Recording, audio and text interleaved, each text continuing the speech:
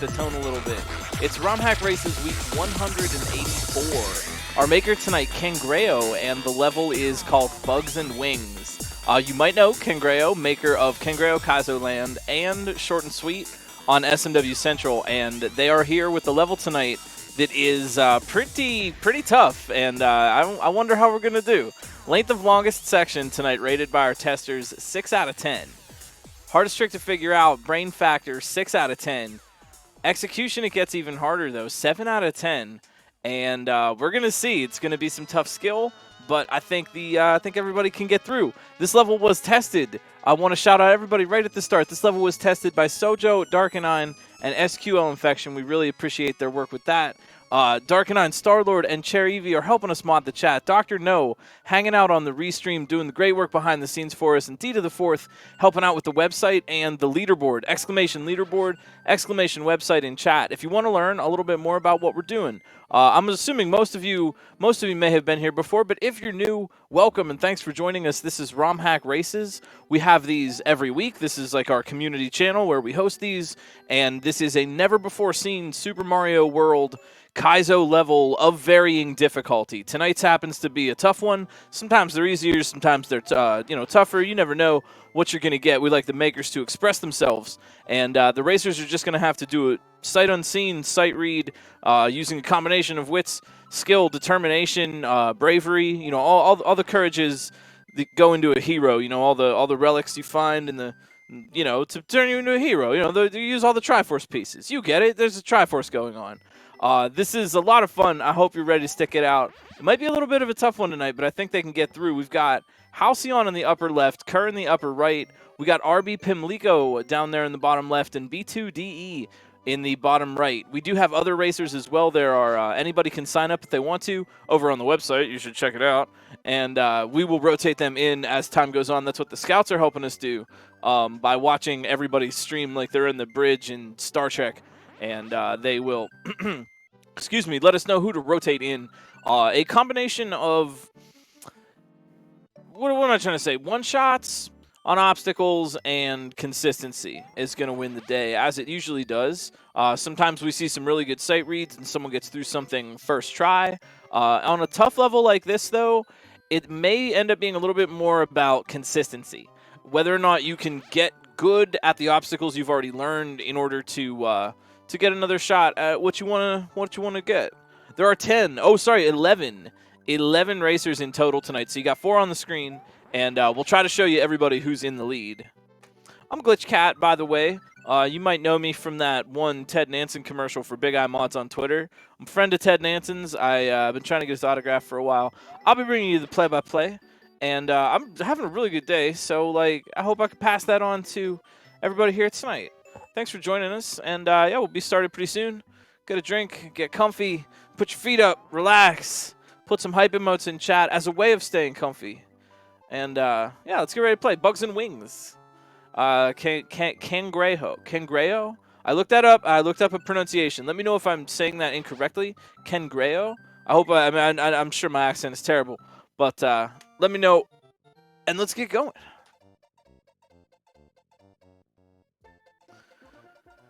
All right, I think, I think we'll all enjoy it and have fun. Also, for what it's worth, I do the play-by-play here. Sometimes I have tested the level and I've played it ahead of time, and other times I have not. Tonight I have not, so I'm going to experience this all with all of you and kind of get in the racer's head a little bit too. Nice. All right. Some racers are looking at this and getting excited already. I know it.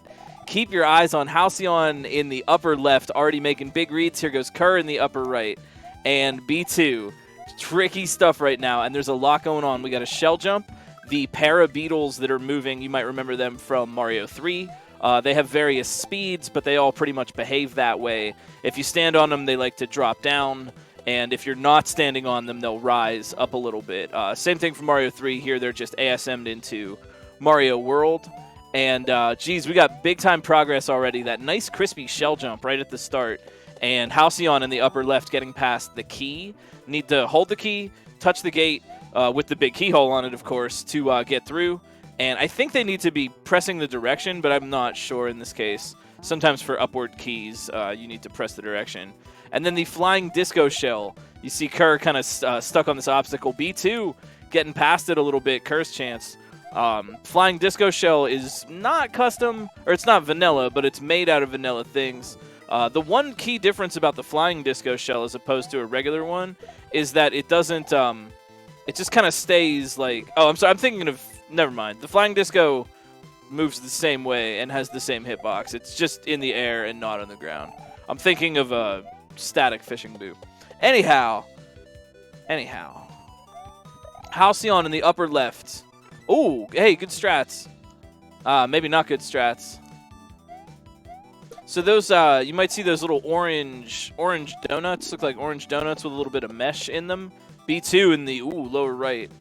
Those are sprite killers. Don't let any sprites touch those or they just poof out of existence. So in that situation, Kerr up here in the upper right is needing to get out of this section quick enough so that the yellow parabeetle that's moving down there slowly, they need to get out of that section and jump off that parabeetle before it hits the sprite killer. Otherwise, they just won't have a ride. It's like you're waiting for a bus, and then the bus just breaks down and never shows up. B2, though, big reads. B2 with a chance at progress. They've got the key. I wonder if that was an intentional jump right into that muncher there. I wonder if they thought they needed the key. The saddest. And then the bus broke down, and there was no speed runs for anyone.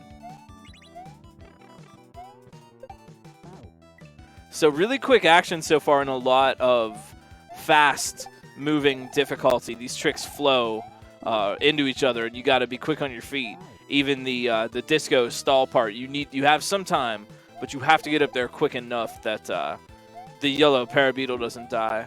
So big flow right now, and this is again a really good level of consistency. These tricks aren't so hard to figure out right now. We might not have gotten to the toughest thing yet, and it is just really getting consistent at the stuff that you've already learned in order to get more shots at the later obstacles than everyone else in the field, everyone else around you. It's one big game of Takeshi's Castle. Louis Doucet, though, in the upper right, trying to be the first one.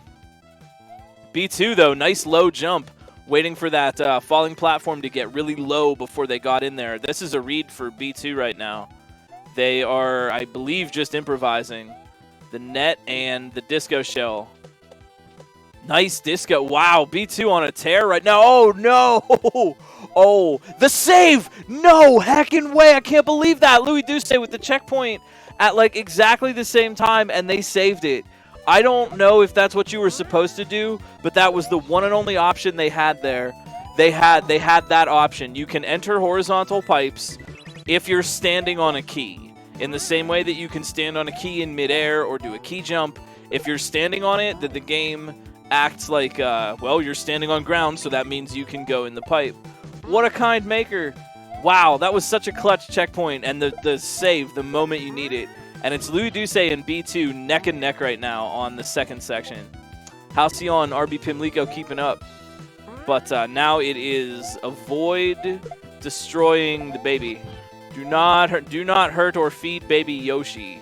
Don't want to touch Baby Yoshi into any sprites. And don't want to let Baby Yoshi touch the gold donut-shaped sprite killers. That will also eliminate the Baby Yoshi. And all the berries floating in the air, the bullets, if the Baby Yoshi were to touch a Goomba or anything like that. But Baby Yoshi's one helpful function is being able to open these turn blocks because Baby Yoshi counts as a thrown object. And that's why they need Baby Yoshi. B2, though, growing up. Louis Doucet also growing up. Now, that's a routine trick they should know about. Holy cow, Louis Doucet on a tear right now. Oh, wow. I really enjoy this moments like that. That was really, really good. Louis anticipated the spit from Yoshi having the shell in his mouth. Yoshi anticipated, even though he couldn't see the wall, he anticipated that was the next move. Good call. Good call. If you're wondering about the bullet in the little tunnel of question blocks, by hitting a question block, it'll just kill the bullet and get it out of your way. B2, same thing. They anticipated that spit. Nicely done. Not quite as much progress as Louis, but still pretty much tied. This is fast, man. This is a fast race tonight. What the heck? Louis. That Goomba levitation jump is very fun. I'm not exactly sure where we first saw that trick, but it's a vanilla property that a yellow Yoshi will stomp sand clouds or a yellow shell, and those sand clouds will kill sprites and cause shells to bop up in the air, and they also cause Goombas to bop up. And you can launch a Goomba just high enough in the air that you need to bop it up and then hit it in midair to make the vertical distance for the next jump. It's a cool trick. There's not a lot to do with the yellow sand clouds, but I'm glad that we do have that one kind of standard fun sand cloud move. Oh yeah, that's true. Yeah, sand clouds are the actual name. It's in the manual. It's in the Super Mario World manual. Look it up. Sand cloud.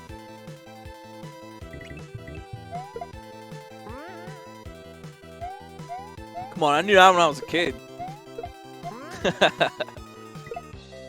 Well, I hope you're all enjoying yourselves. It looks like the racers, yeah, kind of hitting a little bit of a wall as they're trying to get consistency. That's really what's going to win the day in a tough level like this, because all the obstacles are difficult. Being able to not die on the stuff that you already learned how to do is always helpful. I know that sounds very, like, redundant and obvious, but but you're all very smart, so you figured it out. We got Halcyon and we got Bobaro. I hope I'm saying that right. Bobaro coming in the lower left-hand corner, working on the first section, but literally so is everybody. Sub 10 minutes out of that first checkpoint is phenomenal speed. And there it is. Yo, Halcyon making it 3 out of 4 right now. Nicely done. Oh, geez, Halcyon. I like that. Halcyon didn't even care for the Yoshi, but instead just took that Goomba and just started bopping him to get up there. Louis Duce, though, in the upper right, this could be progress if they could just get up the... Oh, that's rough. They knew what was going to happen. There was that red Parabeetle down there, but they just couldn't get up that little gap. That's a jump that needs to be made with some amount of momentum. Oh, shucks. Oh. What has Louis done? Wow, that's fun. So Louis activated a strange thing that you actually... doesn't get used a lot in Kaizo, but you'll see it in Vanilla. If Big Yoshi eats enough of the red berries, it'll spit out a little cloud like that runs around and throws out little smiley faces. And if you get them all, it gives you a 1-up. You don't see that a lot in Kaizo because there's not really a point. There's not, there's no way to make it kill the player, so nobody uses it.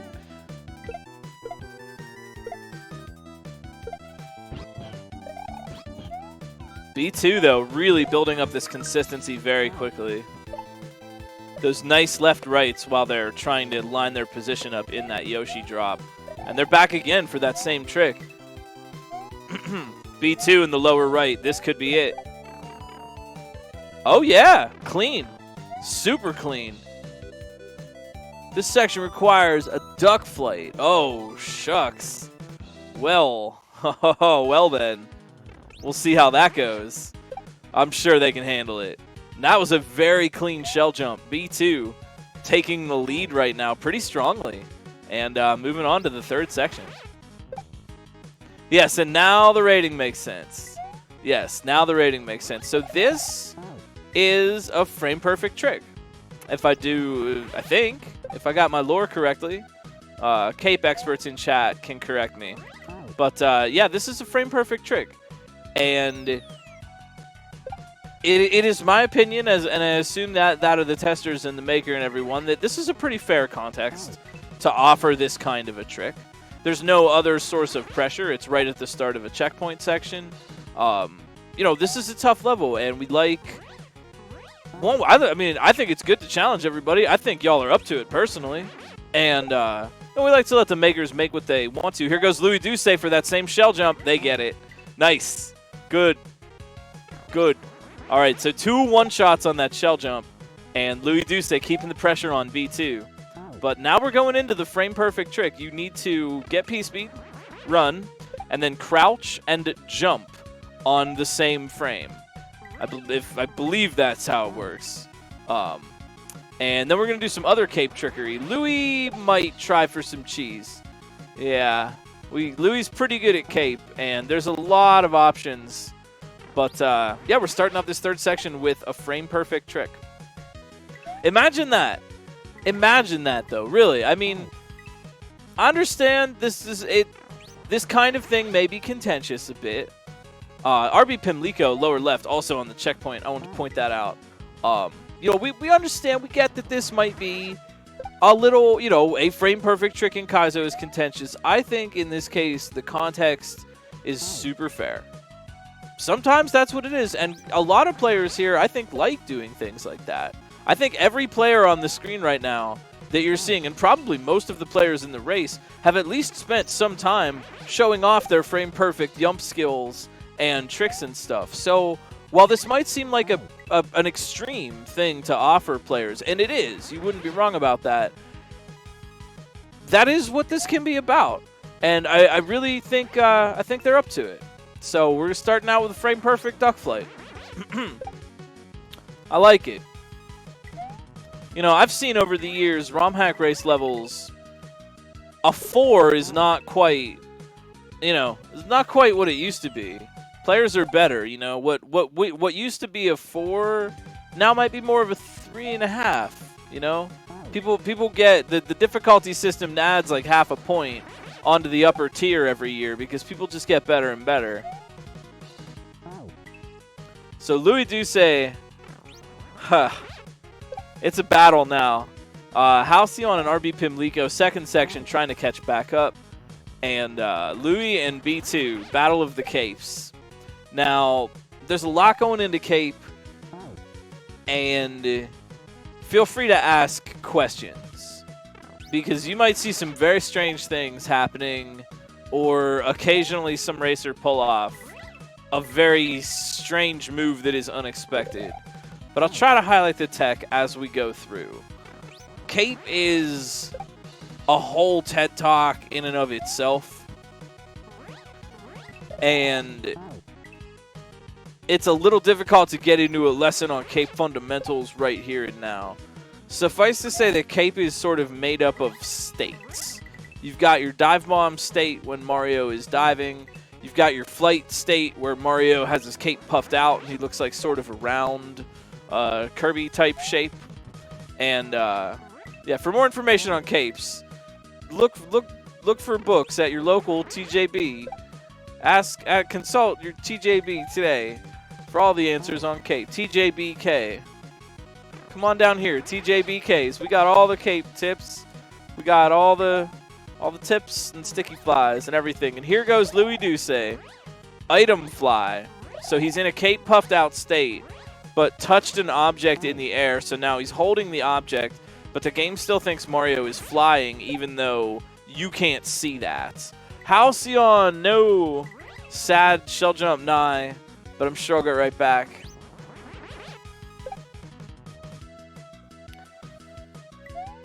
So another thing that you're going to see a lot in this cape section, you've got the sticky fly, which is dive bombing and then pulling up. You notice the line of outlined Kaizo blocks that is below the death blocks. The players are aiming for the bottom of that outlined line. And what they want to do is they want to dive bomb right under the edge. And then just as they're getting under the lip of that, they want to pull up, which is actually backwards on the controller. Try wrapping your head around that. Halcyon H, we'll see what they can do with the cape. And if the racers pull back up exactly as they're getting under the edge of that, they will activate a sort of glitch in the game where the programming still thinks that Mario is rising. You haven't completed, when you pull up like that, this is what it's called, you pull up and the game wants to make Mario go brrrp and raise his head and go up into the air a little bit. But since you don't actually complete that rising action, the game just thinks you're stuck infinitely moving up until you're not touching a ceiling. Does that make sense? You're kind of just like crouched and stuck. You're stuck in the ceiling. And yeah, keep in mind that this section is going to be a little bit different for all these racers because they need crouch flight. And that actually is going to change Mario's hitbox in the air. So there's a lot of spooky spirit magic going on with Cape in that Mario looks big. You see the image of Mario flying. He looks like Big Mario. Except you were crouching when you took off. And so because of that, you actually have the hitbox of Small Mario. And you just have to know that in your brain. What is Louie doing? It looks like he's playing the level right now. Trying to find some cheese. There are a lot of different motions and movements that you can make with Cape. So a lot of physical possibilities. Sometimes players have the ability to turn around with some trickery. You can dive bomb. You can do all sorts of things. Louis Duce could ground pound right here. Duck flight. Oh, now this is something Louis ought to be familiar with. Louis knows this trick. Yeah, this is a read right now. Oh, and Louis saw what he had to do, but he couldn't correct it in time. Needed to do the little spin flight bob there, and just wasn't able to react enough. Tried to correct it, though. The attempted corrections are really always nice to see. Halcyon working through this pretty quickly, actually. Kerr on this second section with the H.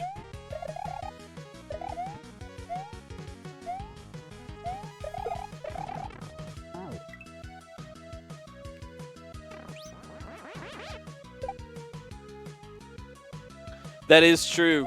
You know, I didn't think about that until right now, Doc, but you're right.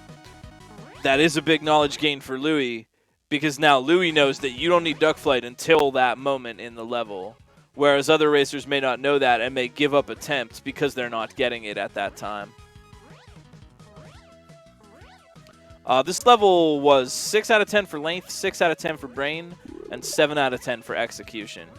Louis Duce, though, making it look more like a 5. There's the duck flight. Nah, Louis. Smart. Okay, they spun the shell there in order to reset the stun timer. Yeah, oh, Louis is going to do the smart play, yeah. So Louis waited for that Koopa to come out of the shell because otherwise it's on a stun timer and it would eventually wake up and hurt him. And he knew that. And first he thought he could get it by just resetting the stun timer by spinning it. And when that didn't work, he just waited for the Koopa to come out to kill it. So now he has an infinite amount of time until he dies or screws up or whatever. He has time to try to get that trick. In fact, he'll be able to save it here, yeah. Pretty generous. This is a very generous usage of this trick. And you see why it's being used here, because you have to be crouching in order to fly through that section. Louis on the read. Oh, look out. So what is this? Some Cape motor skills stuff going on here. This is a lot of deep tech, and if you have questions, please feel free to ask. There's a lot going on here that is tough to explain sometimes.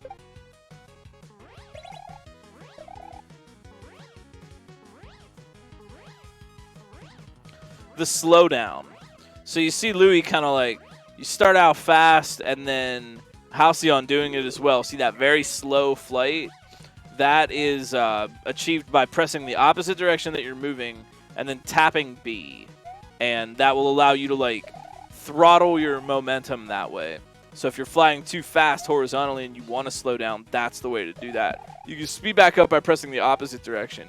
And the thing about Cape, I assume a lot of you already know this, and I'm just speaking to people who might have not already heard. Here goes Louis Duce again on the right.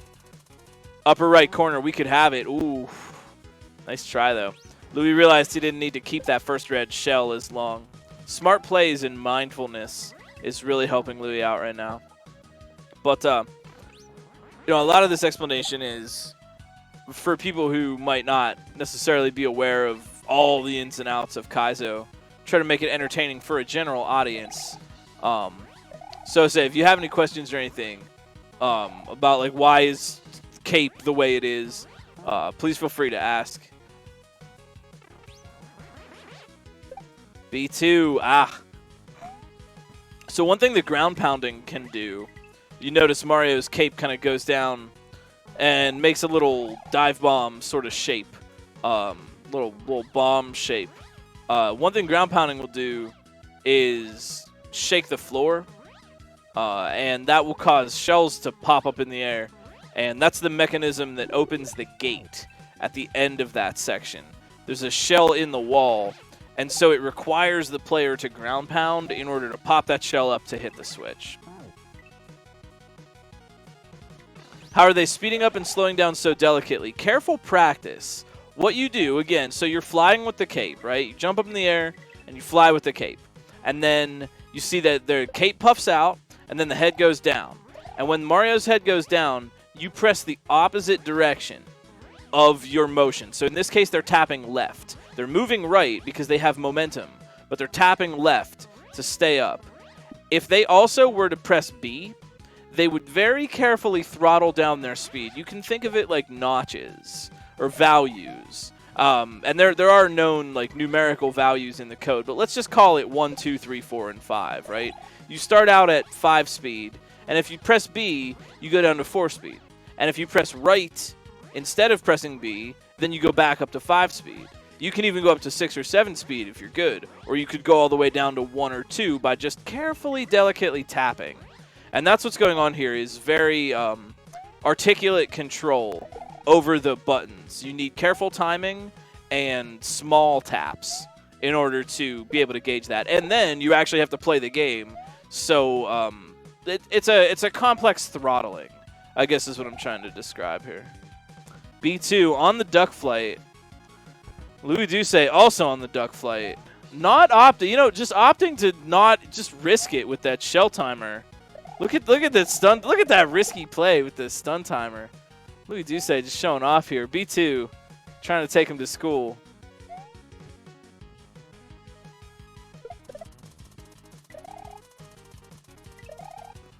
Oh wait, hang on. I have to vote in this poll.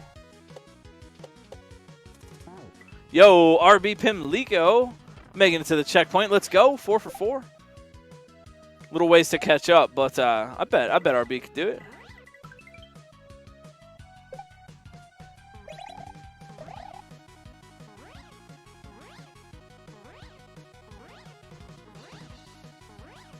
This is a complicated cape level. And in fact, I would say this is one of the more complicated cape levels that we've had for Romhack races. This is drawing on... If you're looking at this and think like, whoa, this looks too hard, don't worry, because this is drawing on a lot of complicated mechanics, hence the 7 out of 10 execution from the testers, which I think is well warranted for this, this section. Louis Duce, upper right, on a chance to make some progress. What's it going to be? Oh, my. Whoa.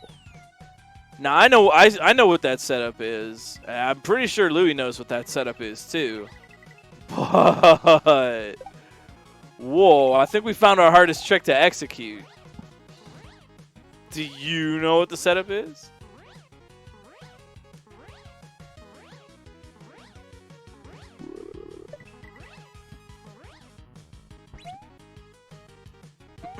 Halcyon, look out. Louis Duce still maintains strong lead in the upper right. Pretty solid right now. And coming back for another try. This is where consistency is really going to matter. And Louis is helping himself out with a few tricky strats in order to get some extra positioning and get an extra try if they mess up the positioning. You need a big jump to get over there. So Louis ran around twice, and they know that setup. They certainly do.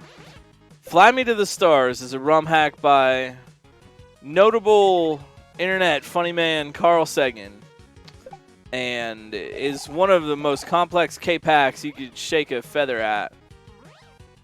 And you may remember this setup from Fly Me to the Scars. It's actually Stars. That's a shell jump into a flight preservation. So the idea there is that you're running with P-speed. Here goes Louis for another shot at it. Need a big leap across this. That's why they're stabilizing there. Big leap. And now they're going to kick the shell and try to bounce off of it. and get height. They actually did that very well. They're trying to throw the shell. The shell goes forward, it loops back around off a triangle, and then they're in cape state with the cape puffed out like that. They're going to try to bounce in the shell and get a lift off of that, and that's what's going to lift them through the next, presumably the next section, maybe even a checkpoint or the win. We can only hope.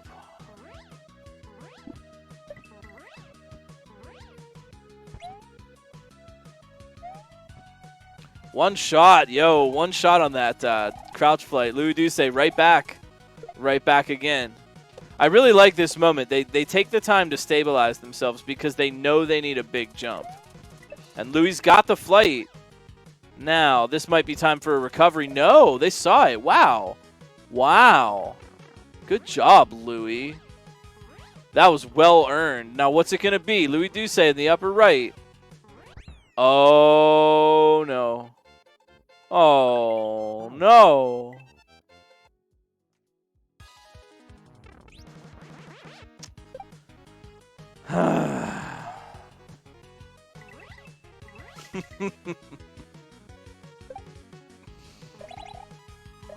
That is true. The one time.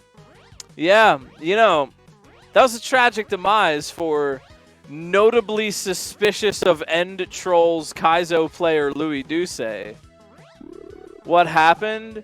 So Louis got to the end room all fancy free, got into the pipe like no problem, flying through the sky, sees a big H sitting there right in front of his face and just kind of goes for it.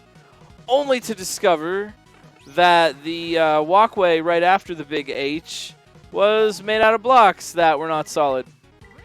And a switch that needed to be hit. Now that may really shake things up here, but it's also just kind of like, well, now you've made him angry, you know?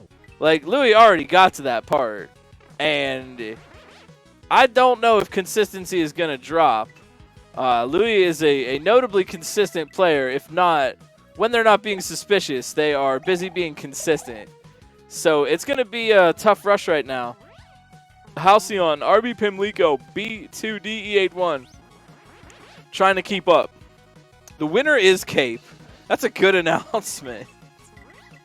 That is a great announcement.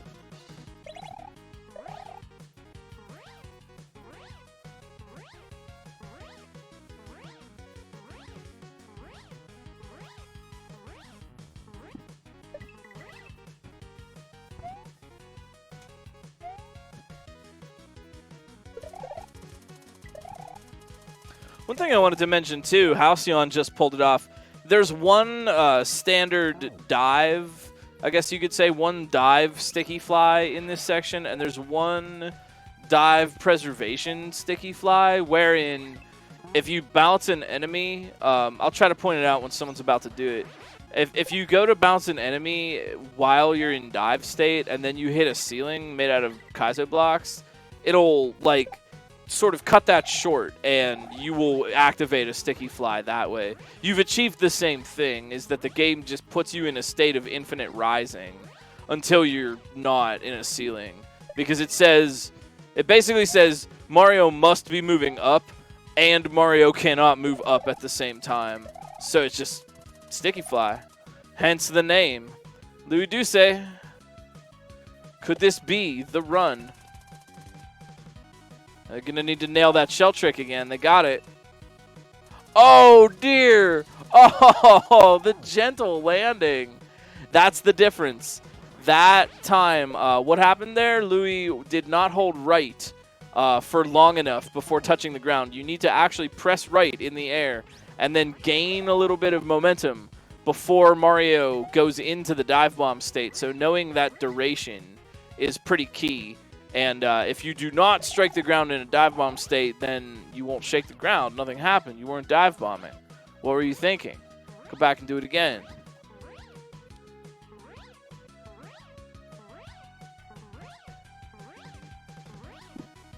And all these shenanigans are giving other players a little bit of time to catch up. They don't know where everybody else is, presumably. But you gotta figure. You can always assume that your rival is as good as you. That's sort of a basis. Like every time I'm racing something, I don't know where everybody else is. I just assume that they're doing just as good as me. They did everything I did, maybe a little better.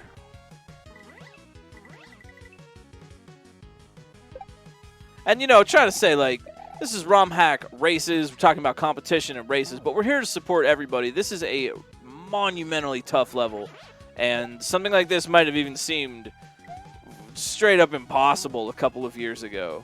So if you're, you know, these are very skilled players. We're 30 minutes in here. This is some really good progress, and these are only skilled players that you are witnessing.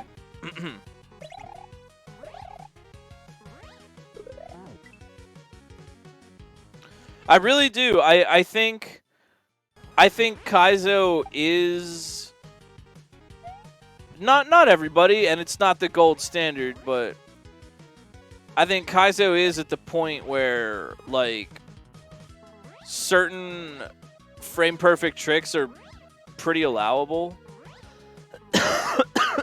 Pardon me. New Tetris world record? No. But really, I mean, you know, some of the like top players in Kaizo now aren't really worried about duck flight or a yump or midair or you know, certain like isolated frame perfect tricks. You start stringing them together, double drop midairs, double riser drop, no P speed midairs. Yeah, then that's still like as hard as it ever was if your name isn't TJB. But other than that, I really do like. I think players are at that point where it's not a problem. It's really not. It's not that much of a problem. It's rough. Yeah, you might grumble about it, but players are at that level.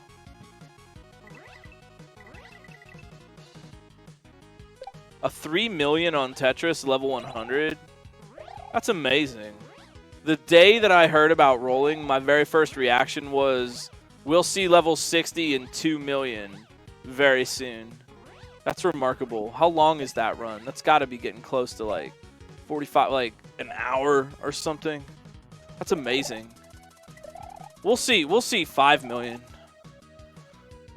We'll see like the 256 kill screen. I bet you someone will loop it. But we got a race, so we got a Louis Douce a T-spin. Only 25? That's pretty rough. Well, I guess, yeah, you go so fast at the end. Post 29 speeds are really fast, so I guess that makes sense on the time save.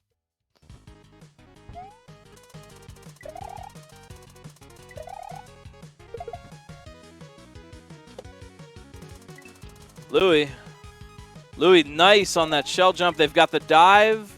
Louis Douce in the pipe, but Halcyon, no! Right behind. And this could be it for Louis Douce. Could it? Oh, geez, could it, though? They're going to need some skill here. Gonna need some cape skill. Don't be careful. Using that nice articulation, slow down, turn around. Yep, and they just don't want to go too low, and they don't want to cross the goal tape. Oh my gosh! Oh, that's a tough situation. That's a tough situation. Getting up. I mean, again, remember that articulation, tiny taps, turn around at the right moment. If you cape is a game of very subtle but very intentional control.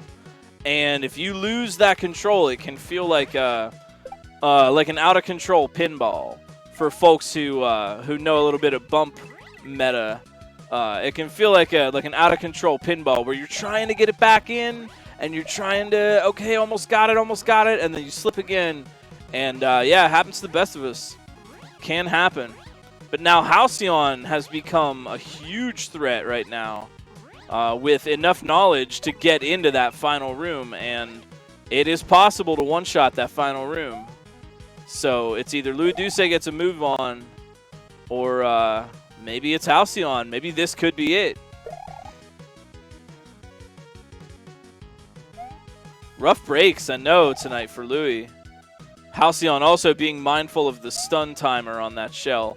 If you just see them flip the shell for no reason, that's why. You can tell if there's a Koopa in the shell based on how the little mouth of the shell is. A shell with a Koopa in it will be like white, and an empty shell will be, it'll have like a more pronounced like black hole in it. Oh my gosh, Halcyon, no way! Half a block. They were off on that by half a block. They got hasty. They got hasty. And I don't blame them. Who wouldn't want to be hasty in this situation? Yeah, they were just an inch hasty. Less than an inch, a centimeter. For those across the pond. And it's Louis Douce's turn. Here we go. Back again. Now Halcyon could catch up. Oh gosh, yeah, Louis Douce going for the speed. Nah, they might get it. If I were Louis, I'd go for the spin. Maybe, if I was feeling brave. Louis, a smarter player than myself. Oh, now you're suspicious. Oh, now you're suspicious. I see. And there it is. Louis Douce for the win. A well-earned victory after a series of unfortunate setbacks.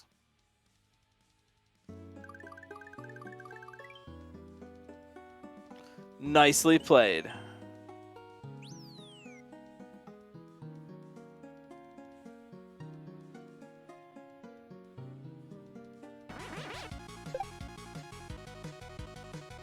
GG, Louis Douce. That was a very good win.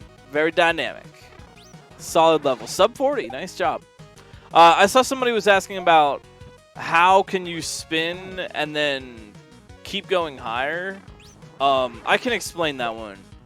That is, I think it's the flight meter. You can think of it like fuel, honestly, like fuel in the gas tank. When Mario has cape and runs and gets P speed and then jumps up into the air, there is a invisible counter that gets set, and that counter represents the amount of time that Mario will be able to rise. So think of it like an amount of upward propulsion, right? And you get that as soon as you take off with the spin. You just have that, and it starts counting down. Well, that's a pretty big number. And if you're fast, you can go up a little bit and then let off the jump button and then re-engage it. And as long as you still have a little bit of fuel left in your takeoff meter, which was always decreasing, but it just didn't hit 0 yet, as long as you have a little bit of fuel and you repress that button, you'll go back up again. And that is what that spin flight trick is manipulating. It's forcing players to do that. You go down, and then you go back up because you haven't run out of your flight meter yet. Am I talking about cape heads in chat? Help me out. Am I talking about flight meter, or am I talking about takeoff meter? I think takeoff meter is a different thing entirely. There's a lot of magic mysticism with cape. We got Halcyon, Kerr, RB Pimlico, B2 working on the third section.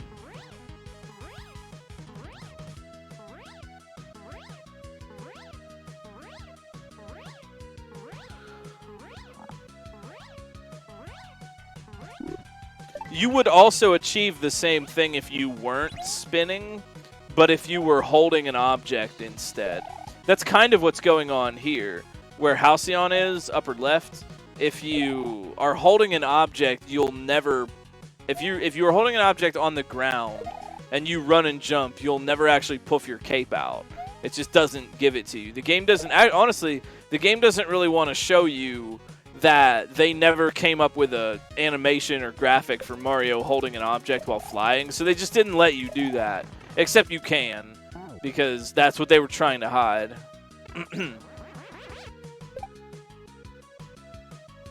This is a really exciting race tonight, and if you're having fun and you want to learn a little bit more about Romhack races, what we do around here, or try one of these levels out for yourself, they're not all this hard, I promise. Go on over to romhackraces.com, official website with the trumpets and the family crest and the angelic music. Romhackraces.com. Check out everything. We got all the patches. You You can jump on our Discord, hang out, talk shop with us if you want to learn a little bit more about ROM hacking, Kaizo, Super Mario World, other games, Mario 2, Mario 3. We do that as well.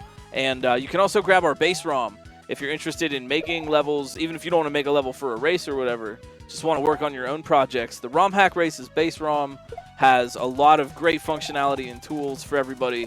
It'll help you out when you start making a hack. It'll simplify the process a little bit and give you good quality of life patches to work with. It'll just help you out a lot. Halcyon, second try, nicely done. Now, do they have the flight timer? I think they do. They do. Oh no! No!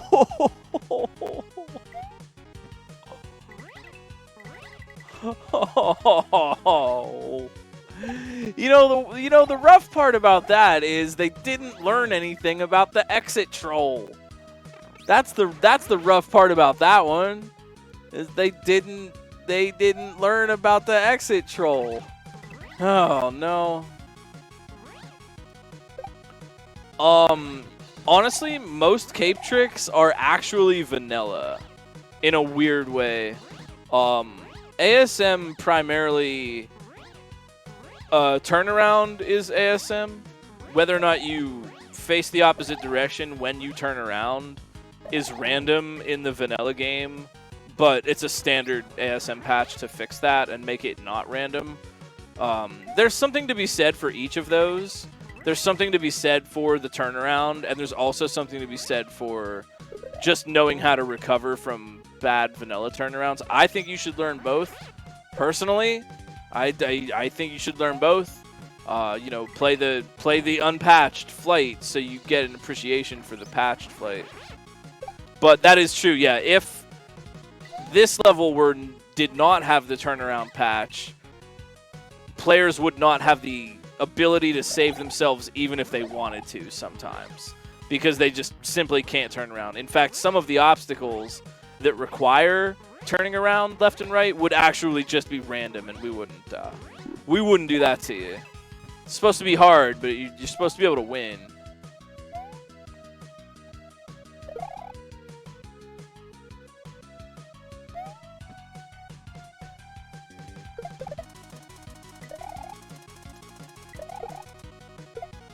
Halcyon.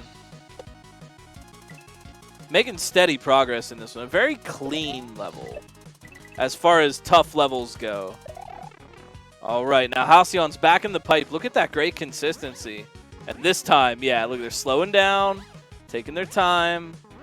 Oh, ooh. Yikes. You know, maybe the end troll just wasn't expected because of the difficulty of the level in the first place. You know, why you wouldn't think, oh, surely they're not going to get me at the end. If you want to understand and appreciate on a deeper level the humor, the personality, the sort of philosophy of Kaizo, you know, it's the #1 question aside from when's Grand Poo World 3 coming out. You know, what is Kaizo? What is Kaizo? When is Kaizo? Who is Kaizo? Who invented Kaizo? And I really genuinely believe that if you want to understand the personality of Kaizo, maybe stop short of the philosophy, but if you want to understand the personality of Kaizo, look no further than Japanese game shows. Specifically, I'm talking Takeshi's Castle. We might know it in the West as Most Extreme Elimination Challenge, but the original is way better. That is straight up Kaizo. It is the sort of Japanese game show, do a simple task, but there's a twist and it's difficult for you type of humor and philosophy. And I feel like that's worth mentioning here as we go back around again to the do the section again because of the end troll. That's true, K-Tune. That's very true. The wall below the goal does look suspiciously solid.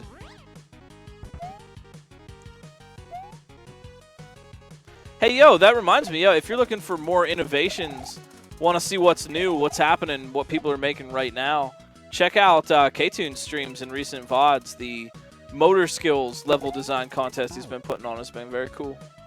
Brought out a lot of neat ideas.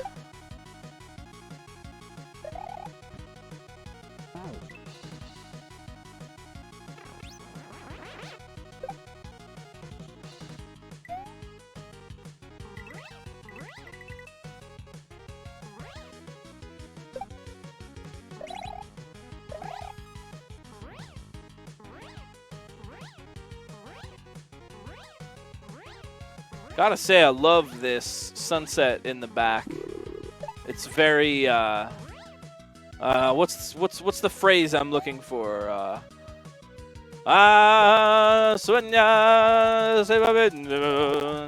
You know the song. Come on, sing along. I believe that's actually Swahili. I mean no disrespect on that. I just don't speak Swahili. Halcyon back in the pipe again. Will it be? Third time.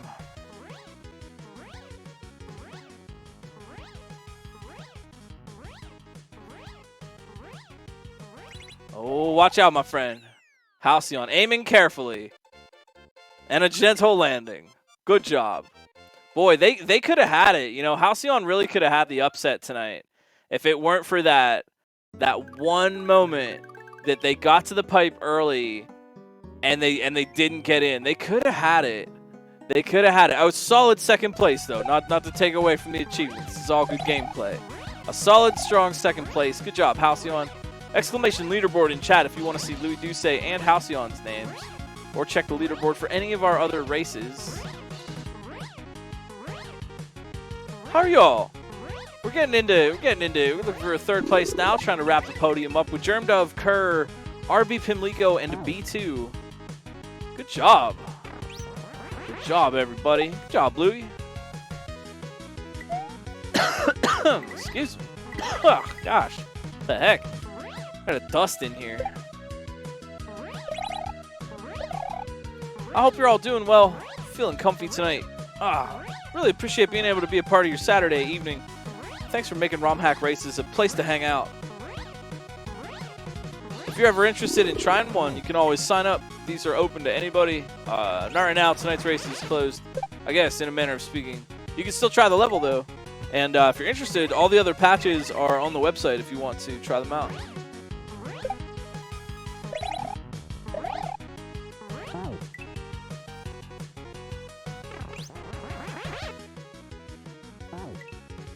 Yo, again, please feel free to ask questions if you would like to learn a little bit more about Cape or you don't understand something that's going on here.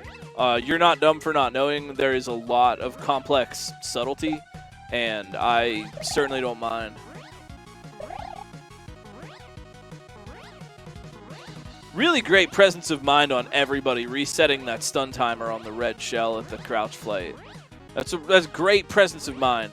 I'm going to give everybody that thinks to do that gets, I'm feeling generous tonight, 5,000 cool points. If any player, if at any point they think to reset the stun timer by smacking that red shell, or doing something else to reset the stun timer, B2, nice job, just getting the shell. Yeah, any manipulation with that red shell stun timer, 5,000 easy cool points. That's just good presence of mind. That's just good observation. It's good gameplay. Good gameplay starts with good observation, good mindfulness. Gameplay begins and ends at awareness.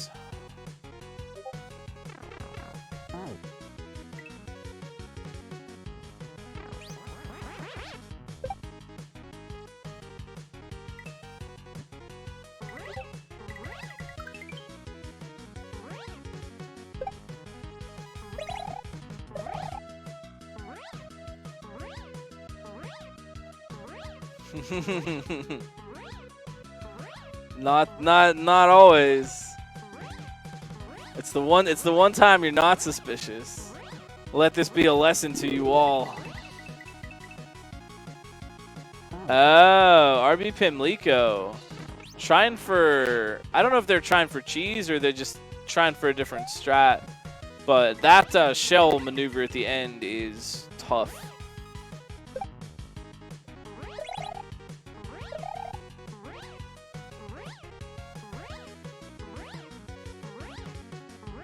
Everybody is doing very well with this. Y'all have practiced your cape. Good. I'm impressed with everyone. Check out RB Pimlico though, really flying. You know, there is one thing that you could do, and I think RB at least is trying to take advantage of that a little bit in this section, is go a little bit faster. You could go faster, right? Everyone's going real slow and real careful at the thwomps, and you do need to slow down. But it is a race, so, you know, trying to favor strategies that are just quicker in general, trying to find the fast strat right off the bat. Maybe it will cost you in terms of dying to do your science and wasting time, or maybe it will save you time in the long run because your every attempt takes a third or half the time of anyone else's attempts. You get more tries.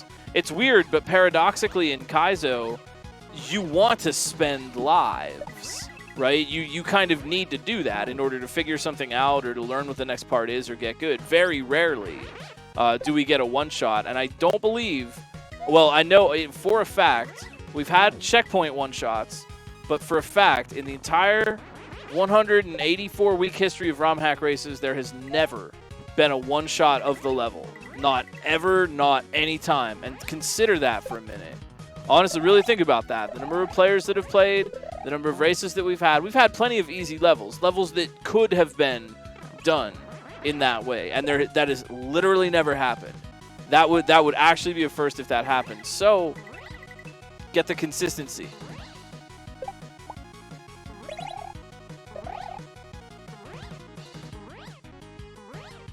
And maybe try some fast strats. You never know. 4 racers on Section 3. Those are the ones you're seeing right now. Germdove, Kerr, RB Pimlico, B2. 4 racers on Section 2 with the Baby Yoshi. 1 racer hanging out on the first section. I'll hang out on the first section with them so they don't feel alone.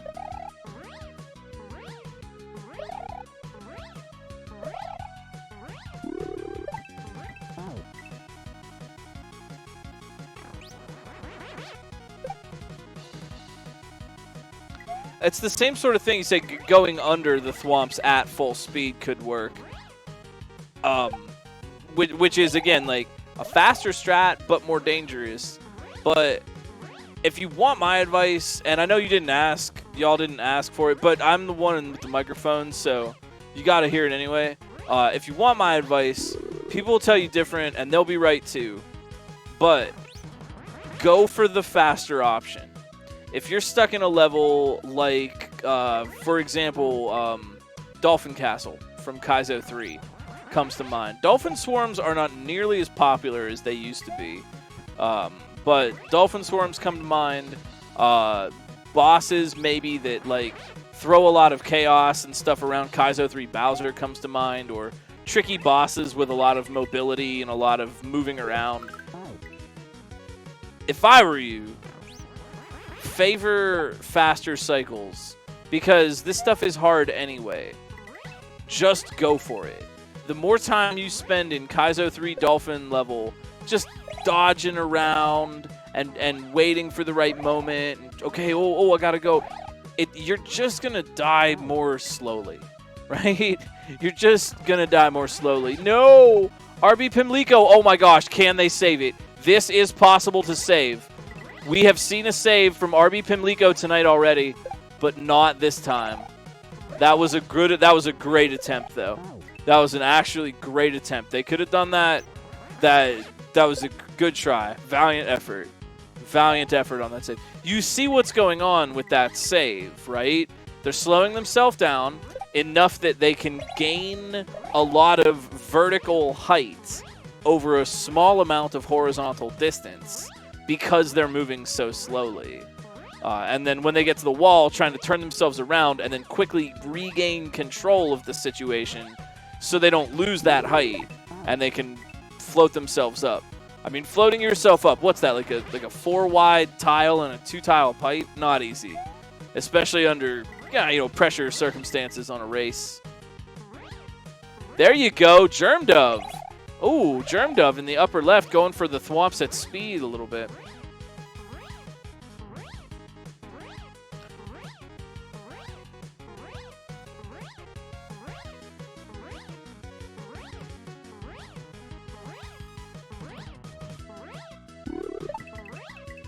It could be RB Pimlico. They've been all the way.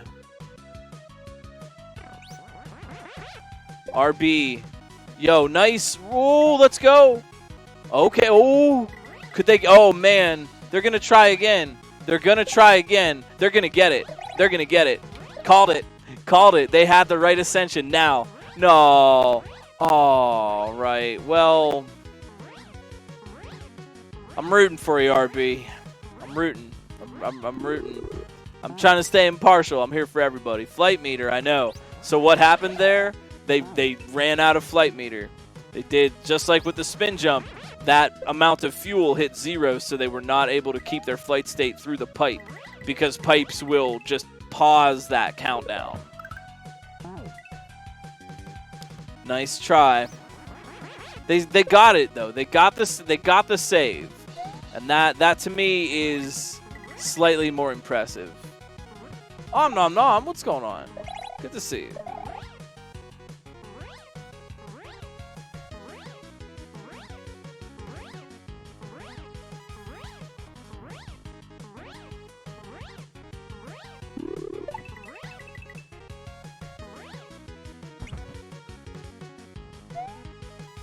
I think this level qualifies as a doozy. This is a very exemplary doozy, really.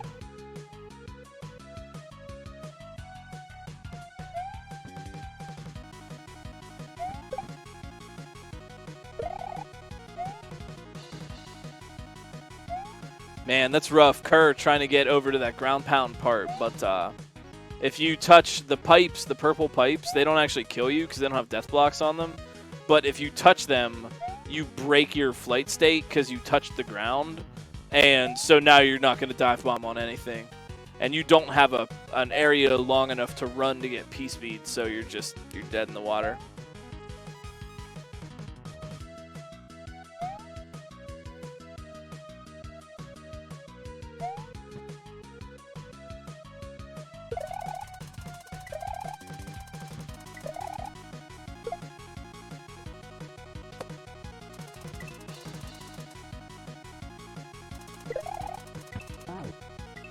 Oh, B2, spin jumping for that.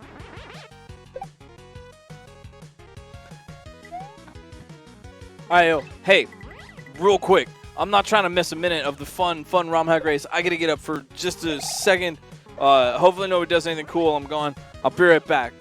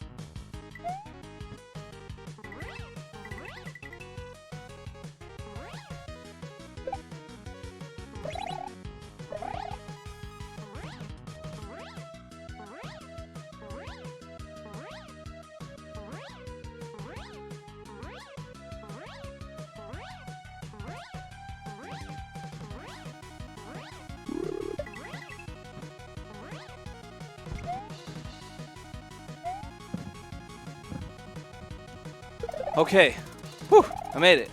I made it back. I don't think I missed anything. Looks like everybody's still here, still having fun, still Romhack racing. Good. Chat, are you good? Comfy check.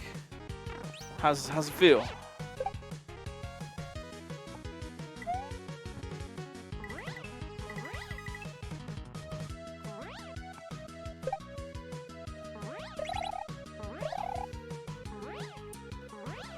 right, good.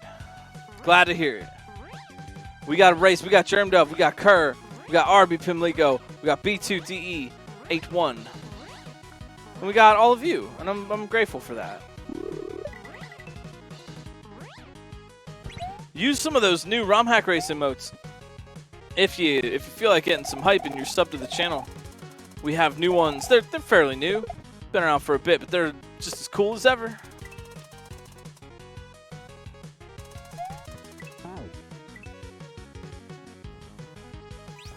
Yeah, I just hope you all are having a lovely night. I think you deserve one.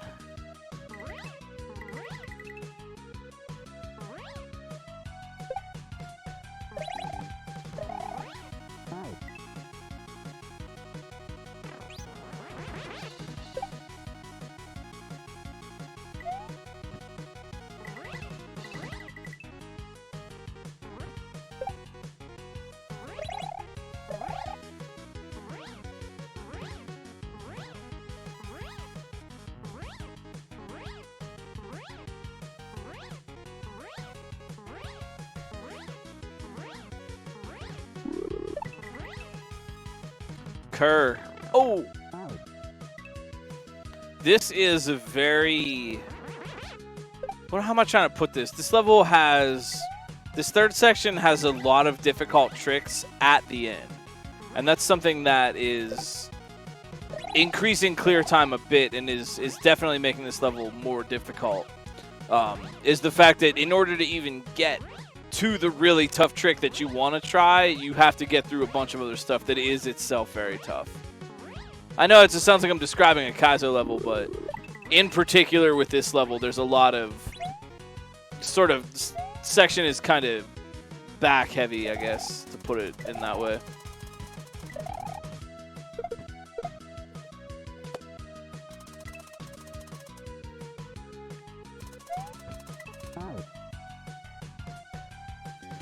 But friends here on screen with a chance at the podium. The podium.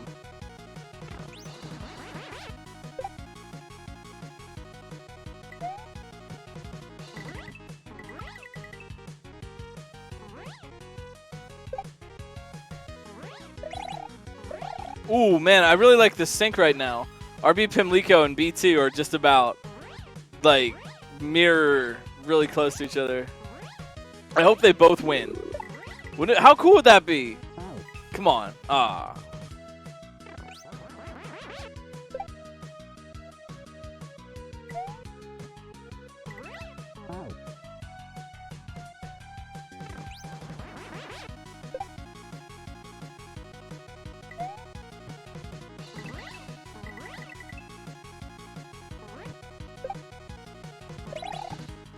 At a certain point, there's only so much play-by-play I can give on exactly the same obstacles. But again, if y'all have a question or whatever, I think what's the closest? We've had races that I think came down to less than a minute for sure. I think 3 or 4 seconds sometimes has been like the closest. We have had some very close finishes. If not for the win, 6 seconds. Okay.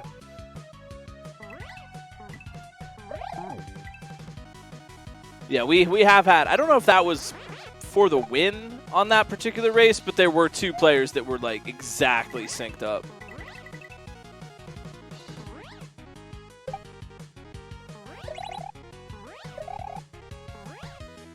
I'm trying to think of other topics to cover with Cape.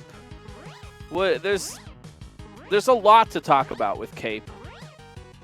And it's hard to know where to start because a lot of it has to be kind of felt. And the reason for that is because Cape is primarily involved with Mario being in different states, like states of being, different Cape states and invisible timers. It makes it a little hard to talk about because what you're seeing on the screen and what you're actually doing with the controller are counterintuitive, to put it lightly.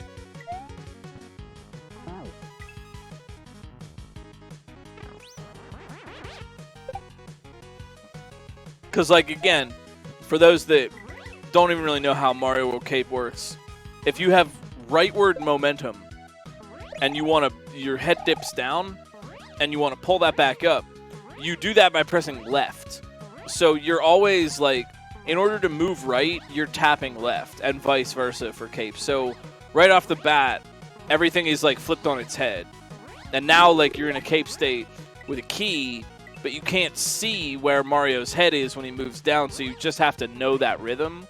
And then if you want to get into a dive bomb from an item flight, you now just have to know how long it takes, how long you have to be falling before you get into a dive bomb, because Mario's graphic isn't going to change. And that's something that can really be tough with Cape. Here goes RB Pimlico, lower left in the pipe. Let's go, buddy. Let's go. This is it. Can be really tough with Cape, though. The subtlety. Oh, ho-ho. Going underneath. All right, all right. They don't want to. They want to be careful not to go too slow, because they could actually end up moving backwards, which can be tech if you want it to be. But I think they got it. Oh yeah, there it is. And that block so kindly turns off after that. RB Pimlico for the solid third place. Sub 110. Very well done. Good Cape skills. And that's our podium, but we still have a race. Let's hang out. Let's talk about Kaizo. Let's see how everybody does. You actually hit it twice? Just that good. I'm not surprised. You know, do what you tend to do. What is impossible.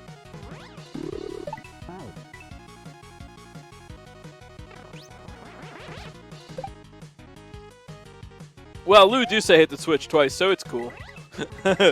Oh, right on, right on, right on.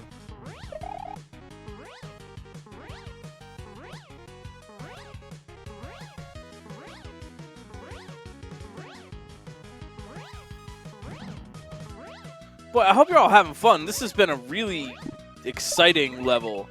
Really, yeah, tricky and fun. I agree. Good job, RB. You got third. Well played. Very well played.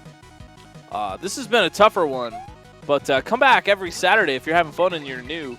Come back on Saturdays. We do these every Saturday night. We've got another hour to go here if you just want to hang with us, but we will have a different level next week, and maybe throughout the spring, summer, we might get some special events and stuff going on too.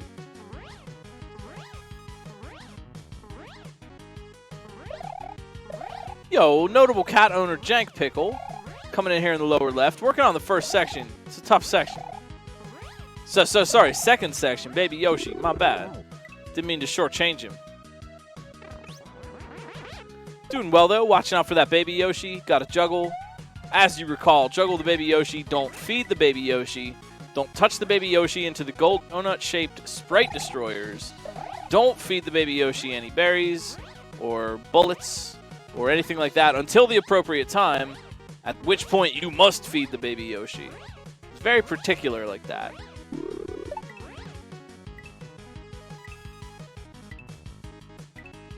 We got some good players. Everybody remaining at least on the second section. That's rad.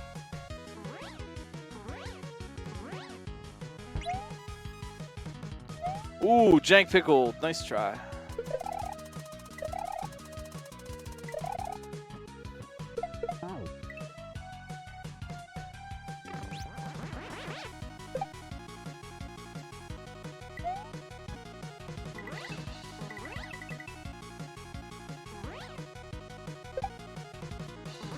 In case you're wondering, Yoshi in the vanilla game can always stand on munchers and is allowed to do that here. However, the skull death blocks will kill you even if you are on Yoshi, which is not something that exists in the vanilla game aside from lava, but is easily ASM-able.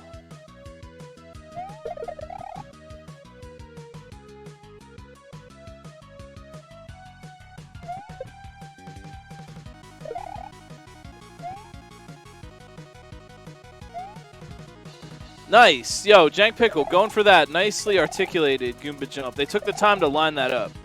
That was good thinking. They just said, okay, it's not going to work. Learning when to bail out Like, if you're going for a jump and you see that it's not going to work, learning when and where to bail out is big important. B2! Oh.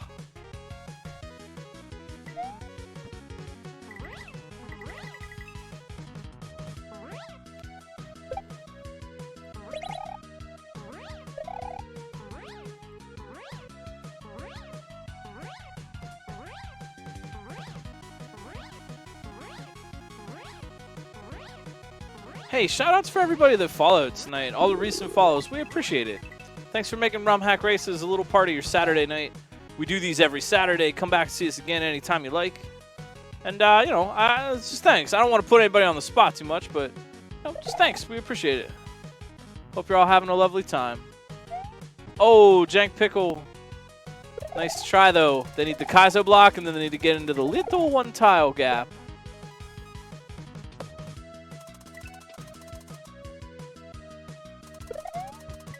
Nicely done, though.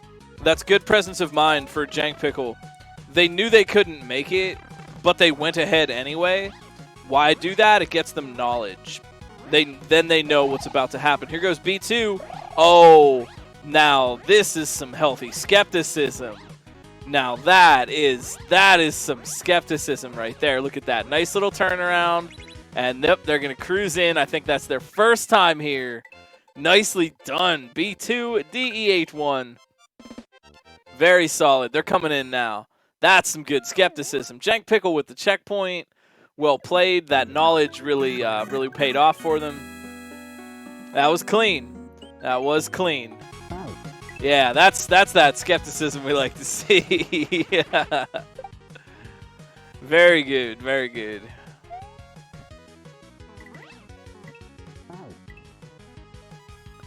Ender of Games, what's up in the lower right? Making their way up to the Goomba jump, doing well.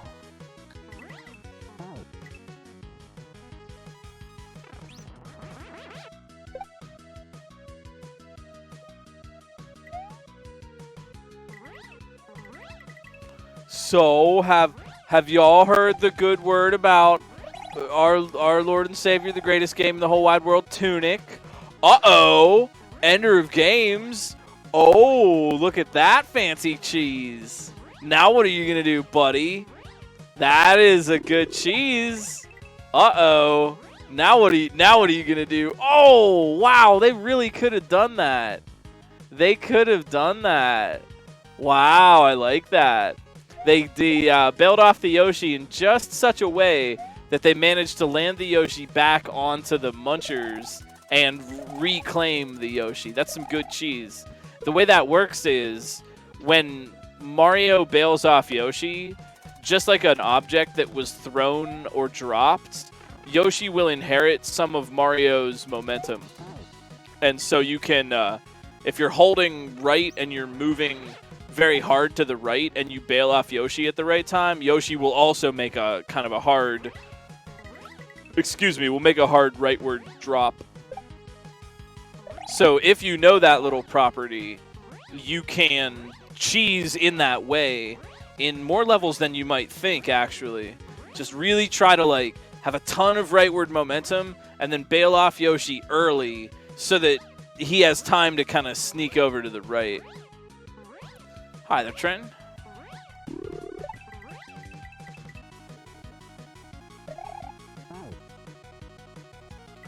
Oof.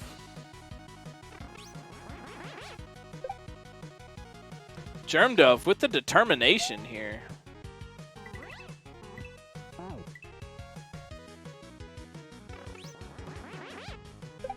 Ender of Games looking sharp on that Goomba jump, though. I love that trick. I really do. It's cool. I don't know. It's just a really cool trick. You know the Casper stall skateboarding? I feel like the Goomba jump is the Casper stall. Where like Rodney Mullen, you know what I'm talking about, Rodney Mullen, where you flip your board over and the trucks and the wheels are facing up and you're like standing on the that's a Casper, right? I feel like the Goomba jump is the Casper stall of Kaizo. It's just cool. It like is just that one thing and then you can like trick with it. or after it, but it's just like, is that one stall? I don't know. There's something classy about it.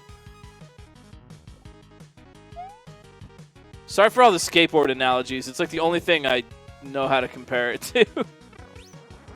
You see, Kaizo is like propane. It's really dangerous, but it also keeps us warm, Bobby. We have to respect the Kaizo, Bobby.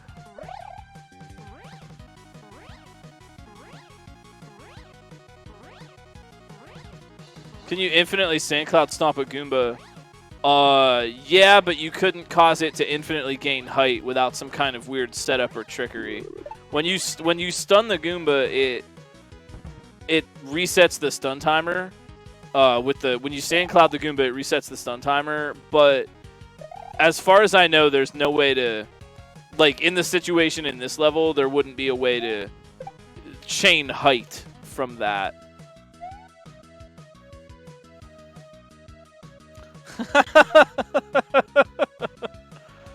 Maybe I will, Ballistic. Maybe I will.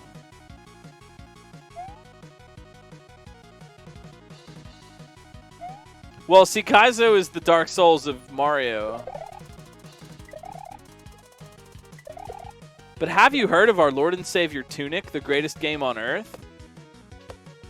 I recently completed my playthrough. 0 spoilers, 100%. Except Skytree did help me with some puzzles. Well, technically not 100%, but true ending. I was very proud.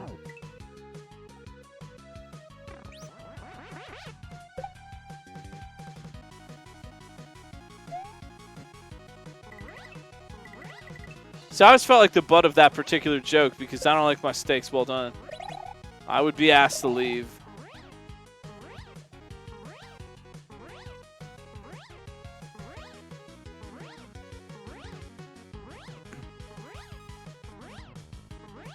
You can't be too careful, Hank. The government's got ASM to watch all of our Marios.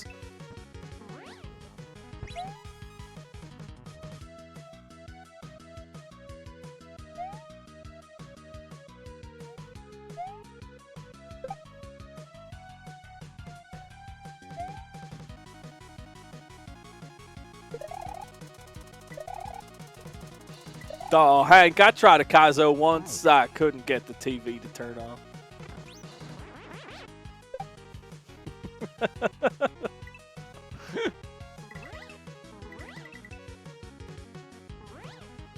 Tell you what, dang old T Takamoto, man, dang old be like our keeping, man, like zoom, zoom, zoom, man, dang old save princess, man, dang old get your Kaizo blog, man, futility of existence, man. B2, thank you for the raid. We're hanging out here. We got Germ Dove, Kerr, Jank Pickle, Andrew Games. How does one cape turn around? By switching X and Y. Or Y or X. Swap run button. The Nintendo Channel. You ever wonder why they call it Super Nintendo, Hank? It's not just a regular Nintendo. It's full of superpowers. Ender of Games. Ender of Games. Crispy Shell Jump. Oh! That was such a good try. That was actually such a good try. They did everything exactly, perfectly, correctly, down to the last exact moment, and they just didn't line up quite right. Dang. That was a wonderful try. Dang old bonk, man. Also, B2, thank you so much for 19 months. Well played tonight. Rainbow Llamas, hi.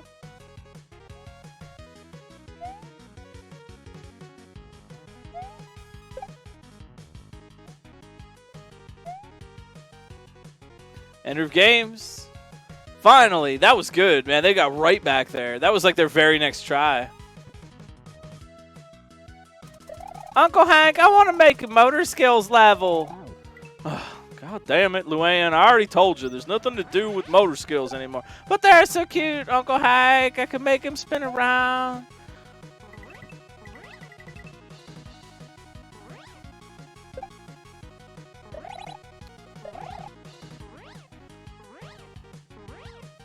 Peggy makes a hack in really poorly translated Spanish. You know, I give motor skills a hard time. But yeah, it's all in jest.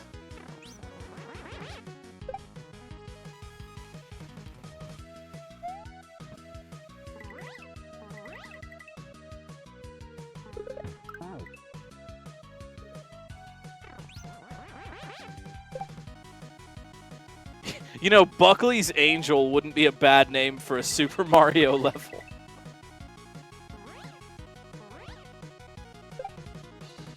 I heard they were doing King of the Hill reboot. I'm for it. You know what? If the creators are doing it, it's like, of course, like, I feel like I have to trust them, and so I will, like, willingly. Same thing for Futurama, right? It's like, the original people that made it are coming back to make more. They were the ones that made the thing I already liked. And somehow we don't trust them to make more. You know, I know you're not saying, but you know what I mean? Like, I think that perspective is weird. Like they're the ones that made the thing that you like, and now they want to make more, and you think it's going to be bad? Like, wait a minute, hang on, hold up. Like, who do you work for?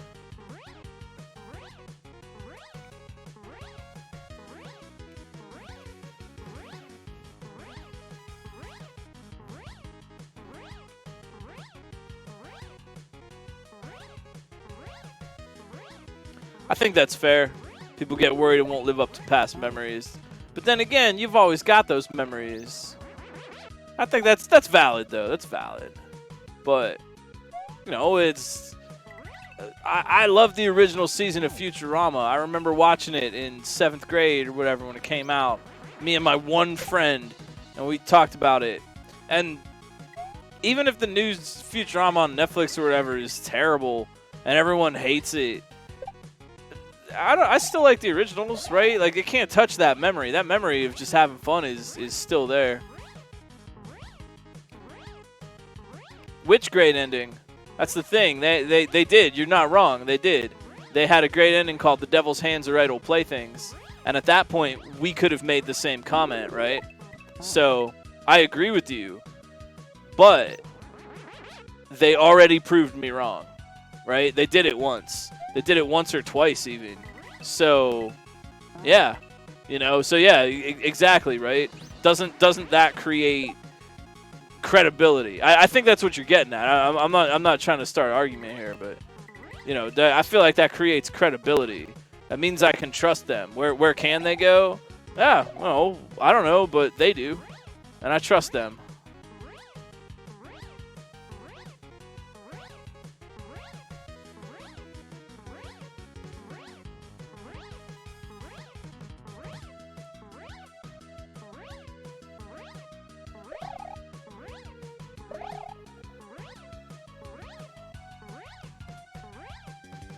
I just want to be entertained. I just want to see... I want to see my friends, the cartoon characters, and say something silly. You know, I bet Zoidberg's going to say something silly. I bet Bender's going to have a catchphrase. You know, with a lot of things. I want to like it, you know? I want to like it. We see what we look for, you know, as people in general.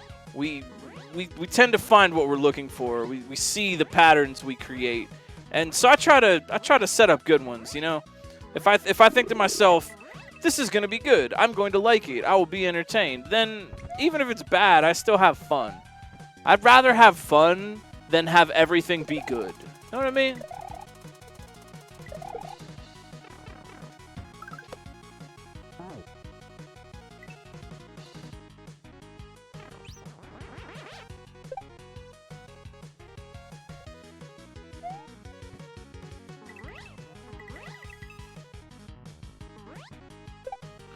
Didn't Pendleton Ward of Adventure Time do storyboarding for Chowder?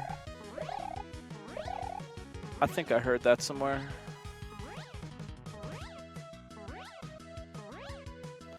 Anyhow, we do still have a race going on. Just kind of hanging out, shooting the breeze. There's only so much play-by-play I can give on the same obstacles. Again, if you have a question, you're not breaking the flow or anything. We're here about Kaizo, so please feel free to just shout out in chat or whatever. We got Germ Dove, we got Kerr, Jank Pickle, and Ender of Games working hard on this final section. Bouncing, flipping, turning, bopping that Koopa.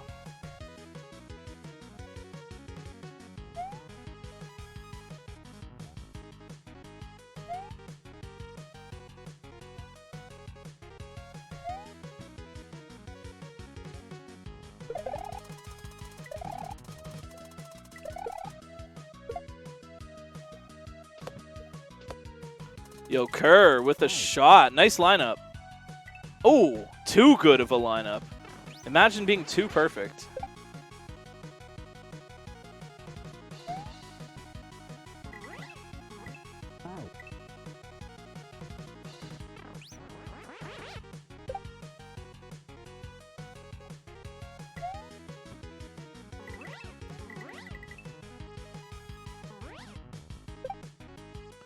I hope you're all having a comfy night.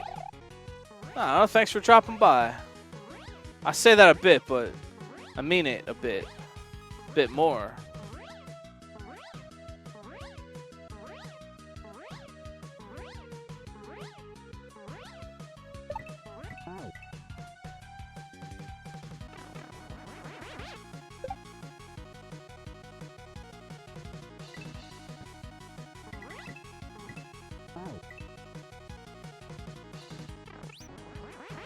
I don't know. What else can I tell you about?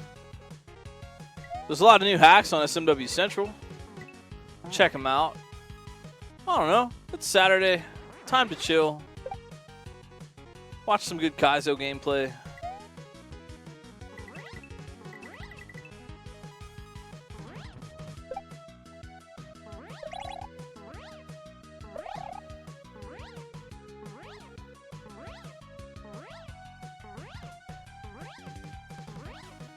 Mallow the Cat updates. He's been very good today.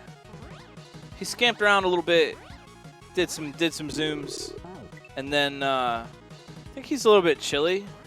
It's slightly colder here today, so he's just napping on the couch. Last I saw, he was curled up on his favorite blanket. Well, he wasn't really curled up. Actually, it was kind of flopped over, kind of being a big stretchy cat. He's a big stretchy cat on the couch. 99% certain that's what he's doing right now.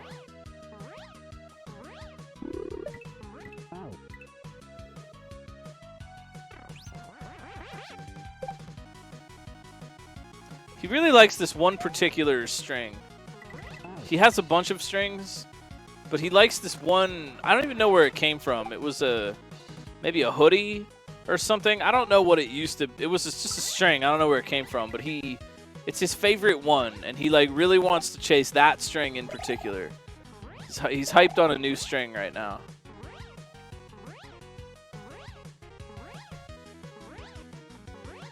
So actually, Mallow's favorite blanket is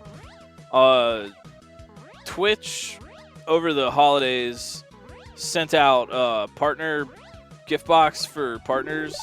I think they sent one for affiliates too. I don't remember, but I got the partner one. And it had a nice blanket. It had some socks and some fun stuff, and honestly a pretty nice blanket. It was all soft and kind of velvety. It's a nice blanket. It's really comfy. And Mallow almost immediately decided that is his favorite blanket, and so he always wants to lay right on that. And then I picked up on this, so conveniently we move it around into all the places he wants to be. Like I just so happen to go downstairs in the morning and put it on the couch for him, and then it just so happens to be there. But that is his actual favorite one.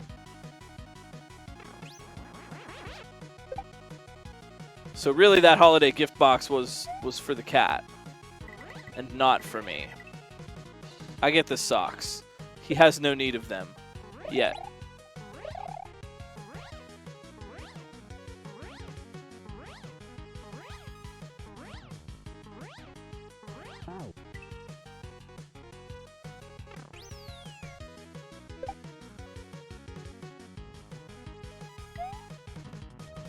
Mallow the cat doesn't really like to be tucked in as much as that emote might signify.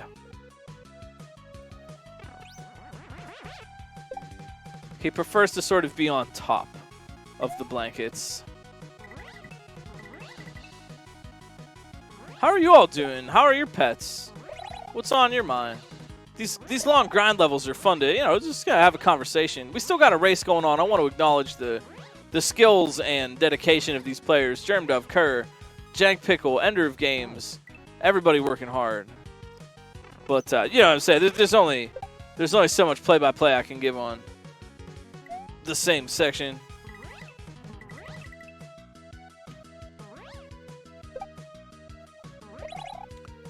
Oh, that's good to know. That's good. I like emotes that have basis in fact. I appreciate that. I appreciate knowing that. Void Kitty.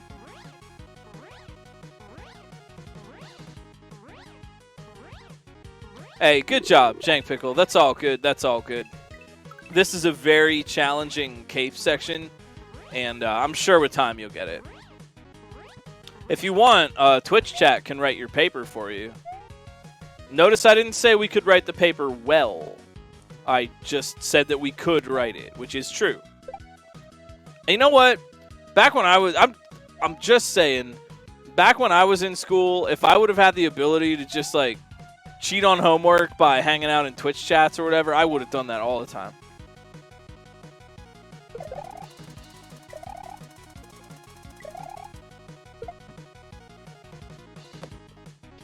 When I was in high school, maybe I'm dating, well, I'm not dating myself, that'd be weird. But maybe I'm dating myself a little bit. But back in high school, when I was back in high school, shout outs to the folks for whom the teachers said, Wikipedia is not a source. The internet's not a source. Here goes Kerr, upper right, Kerr with a shot at the win. They recovered out of the pipe. They've got the flight meter. And Kerr is just flying smooth right now. Going slow is the strategy, especially if you don't know what's coming up. Now let's see. Are you going to be, yeah, looks like that's suspicion. Look at that. Yep. They're suspicious. And Kerr is definitely going for it. Now they just have to articulate the flight correctly, and they will be out of here. Watch out. In there. Nicely done. Very clean.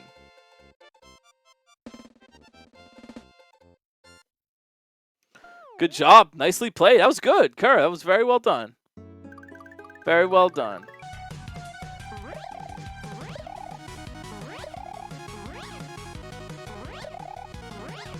Wait, what year did Wikipedia come out? I know that's really weird to say, but now I'm questioning whether or not Wikipedia even existed.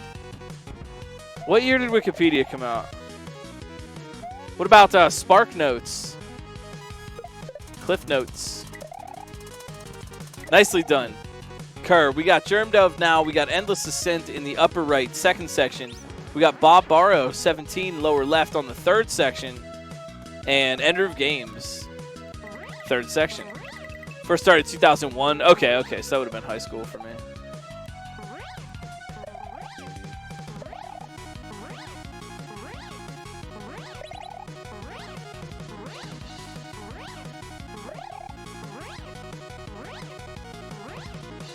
The final four. The final four brave souls tonight. I like this. Wow. All right. Everybody is doing very well. Nicely done. You want to welcome, too. I haven't seen the name before. Bob Barrow. Bob Barrow 17. Welcome. Thanks for being a part of Romhack Races. Nice to see a fresh name. Go and follow the racers on their own respective Twitch pages. If you want a little bit more, a little bit more Kaizo Mario in your daily life. I remember when only the computers at school were fast enough to load YouTube.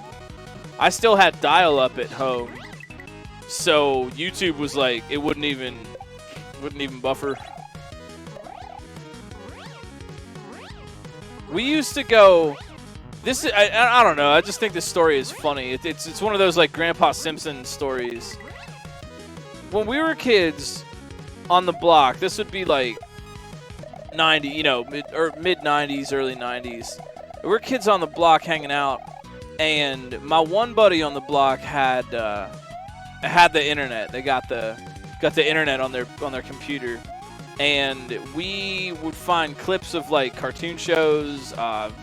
Regrettably, South Park was popular back in the day, or whatever we could find, and we would go and we would like find a list of clips, right? Like video clips. And then it didn't have a thumbnail or anything. It just said like what the clip was. And so you would click on it, and then we would go outside and play. Because it would take like 45 minutes, 20 minutes, 30 minutes for the thing to load. And this is not a long clip. This is like 2 to 3 minutes. But it would be like baking a cake in the oven. And we would just go outside and play, and then in like 45 minutes or something, oh, maybe that clip is done loading, let's go watch. And then we'd go in and get to watch 2 minutes of cartoons and then pick another clip and go do that all day. We lived this.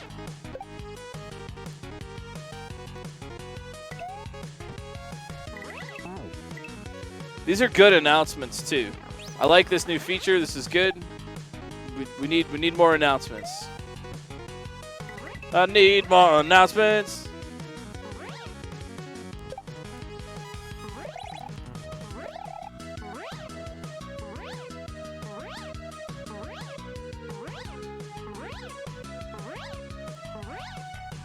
Hey, once again, while we're hanging out, I'd like to give shout-outs to the folks who are working behind the scenes to help Romhack races happen for everybody. You hear my silly voice talking about dumb stuff, but there are a lot of folks who help out with this.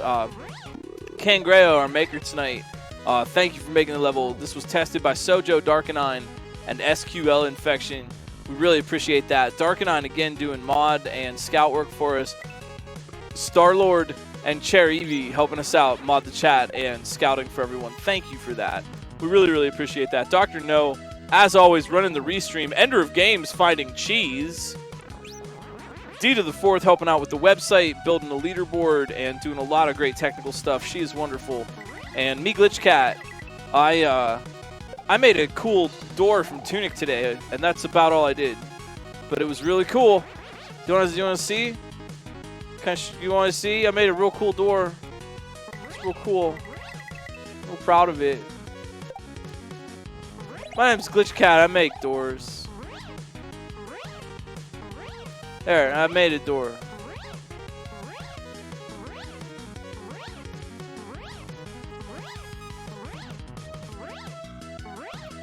Now, if you haven't played Tunic yet, good. Because you're going to get a great experience. That means you're next in line to receive a wonderful experience.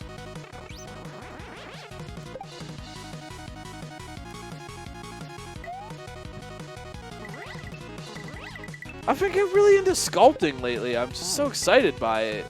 What should I sculpt? What should I make tonight, chat? You tell me something. It can't be too complicated. I'm no Michael Michelangelo yet. But, what should I make? I need an idea for tonight. I've been making at least one thing a day to keep my practice up. Hold up, though. Ender of Games. Ender of Games with that cheese.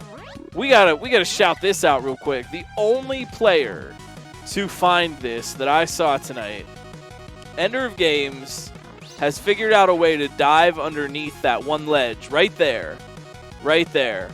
They figured out how to dive underneath that little pillar, and as a result, they get to skip that entire section.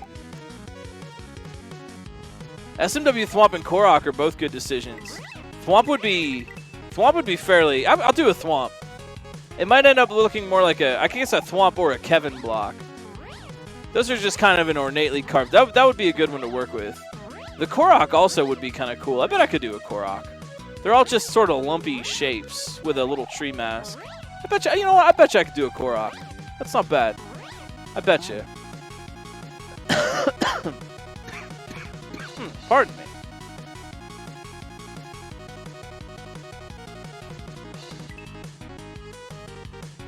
I'll try. You know, this is a good one. I'll try a Thwomp tonight. I think I have some gray. My desk is just a mess of Sculpey clay and ripped up pages of notes for Tunic.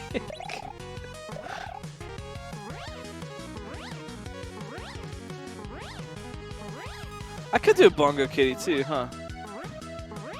That'd be a little tricky because I'd have to build the bongo. I'd have to like combine them. Joining things is always a little tough.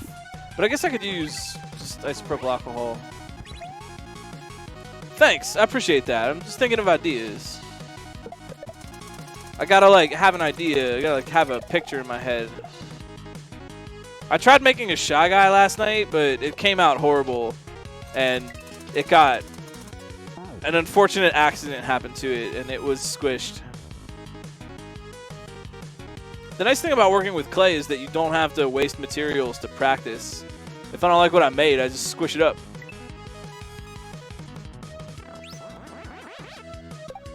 Get some hype, yo. We need to cheer on Endless Ascent for a minute. They are so freaking close to this ending, and they're just like a block away, a pixel slip of the hand every time.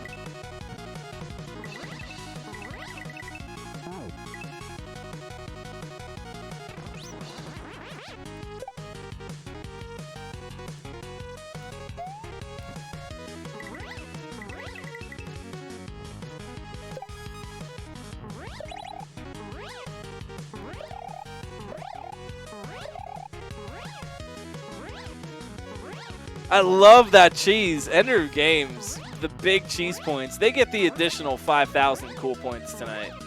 Ender Games, the only player to find that cheese. Nicely done. I think people tend not to try to go for that because they just assume you can't. Because in 80%, 90% of the cases in Kaizo, it's true, you can't. You know, most of the time things like that get thought of. I don't even think that's like bad. It's just kind of cool. Just kind of cool they figured that out.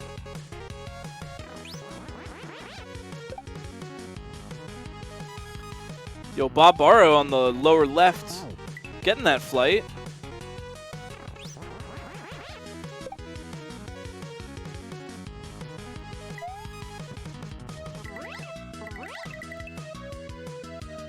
That's one thing I'm noticing. I think if you want some practice homework this week, I know who likes homework, but if you want some practice homework, work on slowdown. Work on just flying forward and then slowing down and speeding up. You can do that in the vanilla game too. Don't even worry about turnarounds, but just like find a big area to fly forward. Donut Plains 1 works really well for that in the vanilla game. And just practice slowing down and then speeding back up again. Hold left and tap B to slow down and tap right to speed up. It's weird. It's counterintuitive. Cape is just full of like do as I say, not as I do kind of things. But it's worthwhile to practice, and it's a sort of fundamental skill that will go into more advanced Cape stuff. Like if you don't know how to speed up and slow down, you're gonna find yourself having a lot harder time with more advanced kind of Cape things where you need to understand your speed control more. Yeah. Excuse me. I'm fine. Yeah, nom. That's the way to do it. Yeah, find a place where you can just have a sandbox where there are no enemies and you just practice the actual controller technique.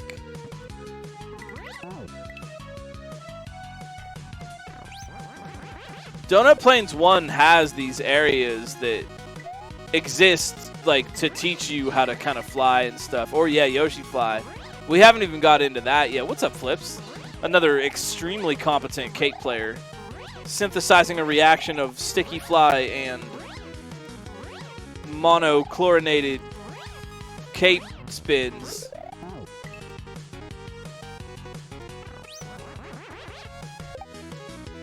But we haven't even gotten into Yoshi Fly yet. Yoshi Fly is the same thing as regular flight, except obviously you're mounted on Yoshi. Except because Yoshi, you now have to stick your tongue out in order to get a backwards input without turning around and breaking your flight. So it's like if you learn Cape Flight, Yoshi Flight is like the one hand tied behind your back juggling bowling balls version of flying.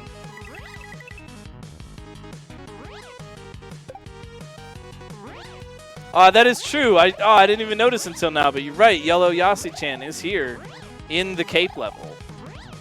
In accordance with the ancient lores.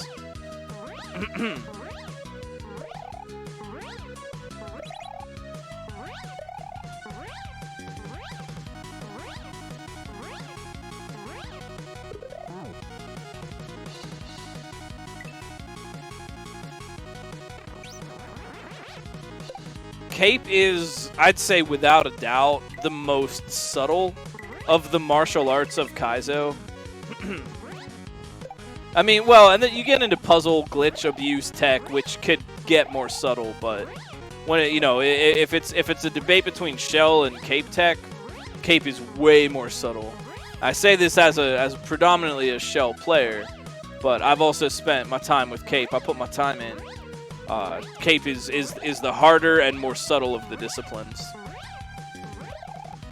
The thing about shells and item abuse tricks, even mid-airs, for all their frame-perfect glory, the thing about that is you generally have a visual cue.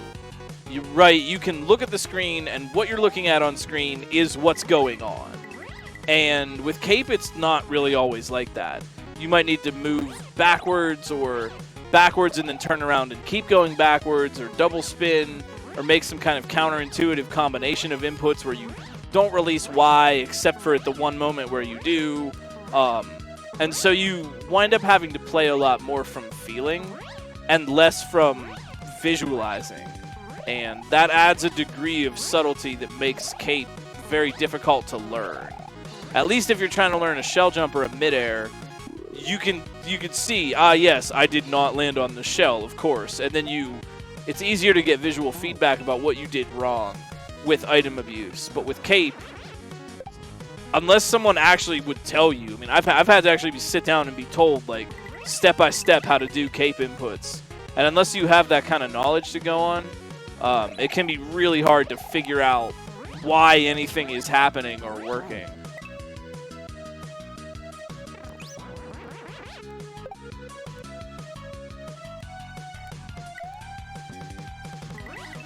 There are some Cape training hacks, but the thing about Cape is it's just very tough.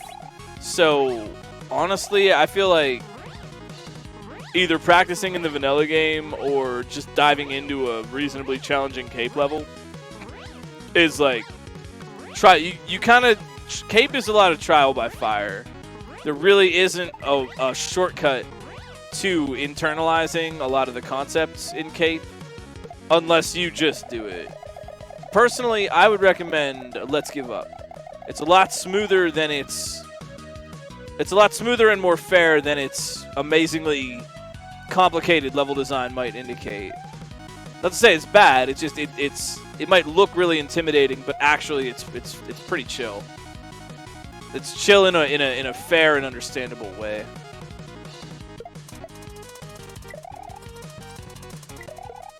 Yeah, Volpe's friend does a good job with that as well. All of Volpe's friends, Volpe's whole family.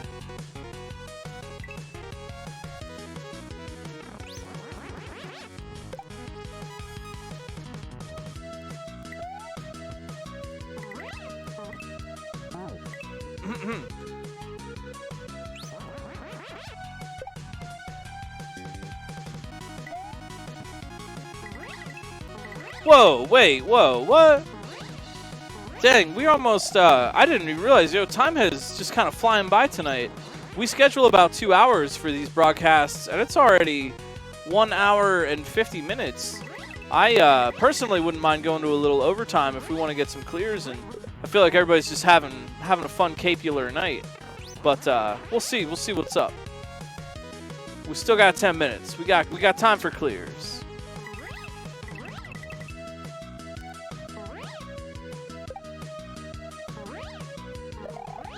Thanks everybody again for watching this. I really appreciate it. It's super fun. I look forward to these every week. I have a really good time commentating. This is on a personal note. I think I speak for everybody, but on a more personal note, I really look forward to these. Thanks for making it a part of your Saturday, and just bringing some good vibes and hype and having fun.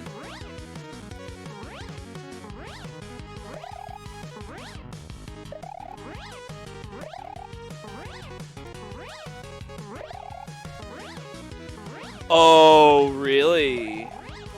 Well, that's going to be a treat.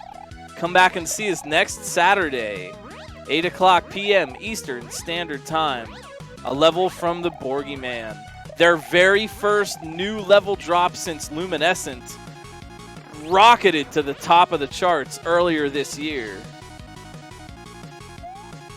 Luminescent is a phenomenal hack. I think I think everybody's kind of played it by now, but more people should play it even if you already played it once, play it again. Check out the Pride level, which was part of a previous Romhack race. And this gives me hope that that maybe someday we'll get a Luminescent too. Borgie Man's a busy individual though. They do a lot of art and have a really great. I think they're on Patreon. They do webcomics. They do drawings. Really good painting, cartoon kind of stuff. Really good artist. But maybe they'll find some time to, maybe sit down and scratch out a Tuminescence.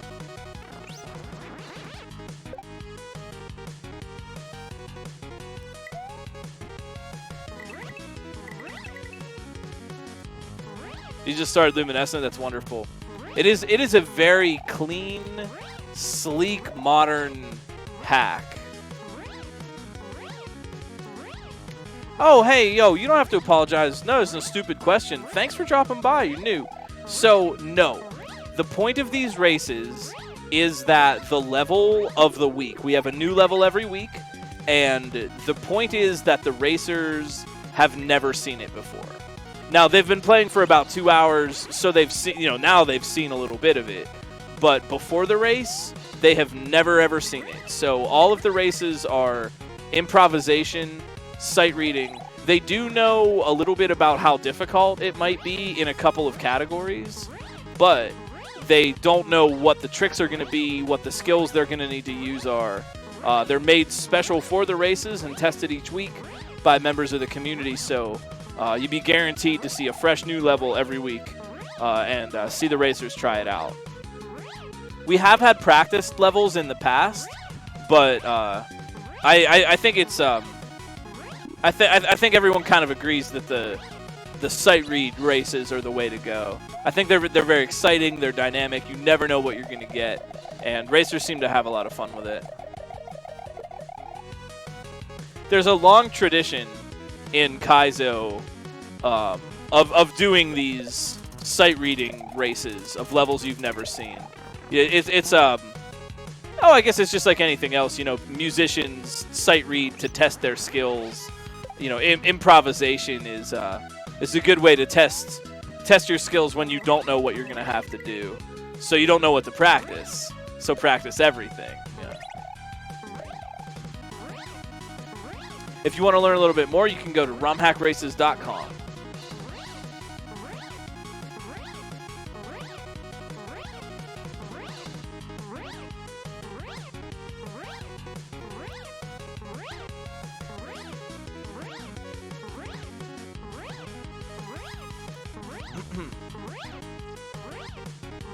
And you know what? I think that makes it even more impressive to watch because the racers. I mean, now they've had some experience. Now they're working on the level, but especially at the start of a race, that they have never seen this before. And I think that's it's impressive for me to watch, and I'm doing commentary even. It's impressive to see just how quickly people can pick up on that kind of thing. I mean, I myself as a player am always working on my sight reads and trying to put the most gameplay into the first run or two.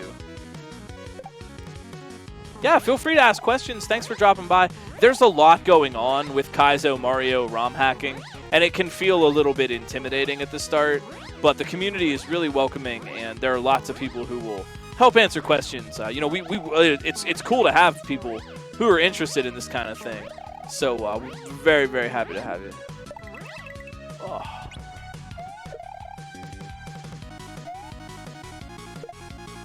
You can also check out SMW Central, the official source for Super Mario World ROM hacking since 2005. Some of us are staff for that website as well. I'm a moderator, and some other folks are as well. Checking out hacks, playing big database of hacks, resources, knowledge, info, anything you want to turn Mario World into anything you want. The rabbit hole of Mario ROM hacks is its own 3-hour iceberg YouTube video. I'm not even kidding. At this point, we've got a 3-hour Super Mario iceberg of weirdness YouTube video. And it's only getting bigger.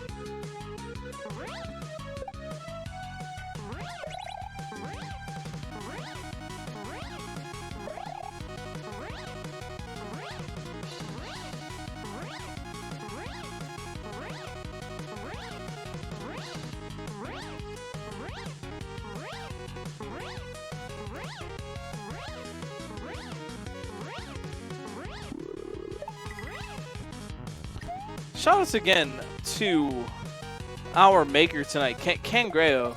Really appreciate the level. If you want to play a little bit more of their work, Cangrejo's works, check out Cangrejo Kaizo Land and Short and Sweet.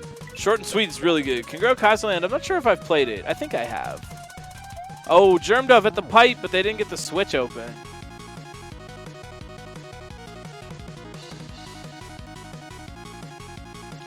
All right, we got the official word. We got the official announcement. We're gonna go at least 10 minutes. We got 10-minute overtime tonight. We normally schedule 2 hours, 8 to 10 for these broadcasts on Saturdays, but sometimes a little bit of overtime. We want to get it clear, so put some emotes in chat, hype your favorite racers up, and go and follow them yourself if you want to watch more Kaizo after the race is over tonight.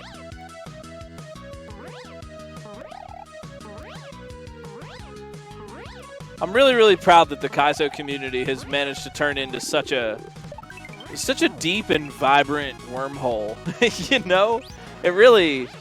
It really has, and the you wouldn't believe what Mario ROM hacks exist rabbit hole is remarkable. We're all so smart and academic and good. Proud of you all. If no one told you this week, I'm proud of you. Good job. I know we're all working hard, doing our best, and trying to keep going in this wacky world.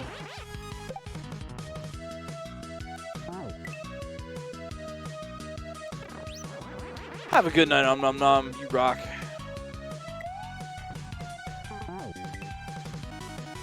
Here's a fun fact for you.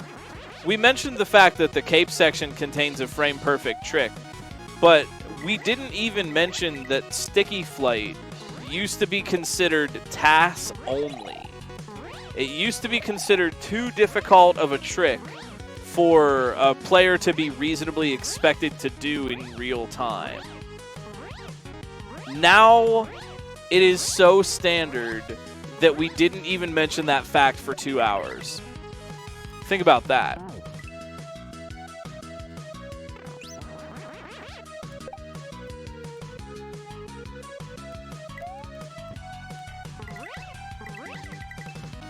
What's up, Ampersand? What's that Romhack race base ROM creator mastermind Ampersand?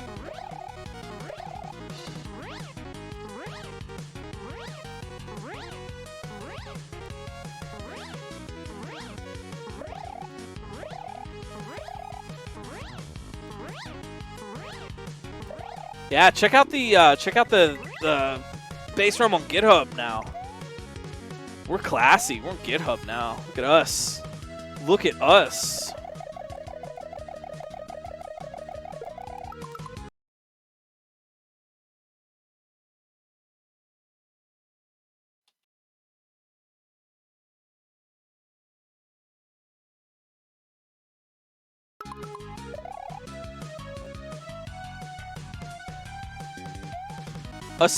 Could you wait?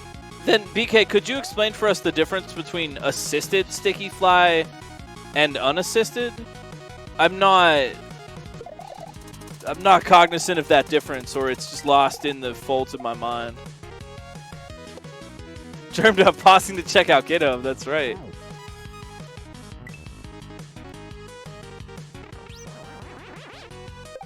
Yeah, this is a 6 out of 10. Also, I wanted to mention too, if you're watching this and you're thinking like, wow, this looks ridiculous, I might want to try a race like this, but these levels look really hard. Don't worry, because we sometimes have easier levels too. We just switch it up from time to time, and it's kind of based on what the maker wants to make. You know, we don't tell the maker what to make, we just help them shape the level up a little bit to get it ready for a race. So if you're looking at this and you're thinking this looks way too hard, but you might want to try, don't worry.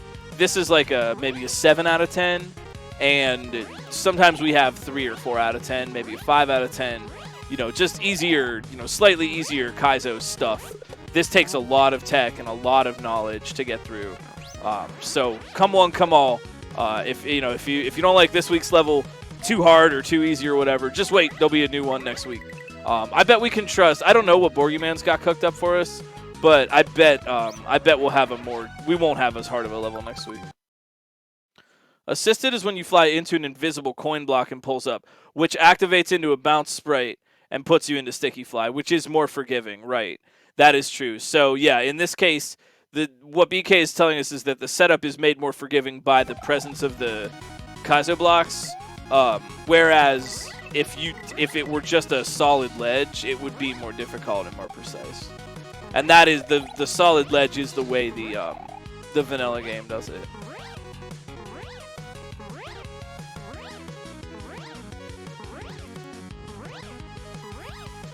April Fools is actually really hard. Got you. The real April Fool was when you all started to win.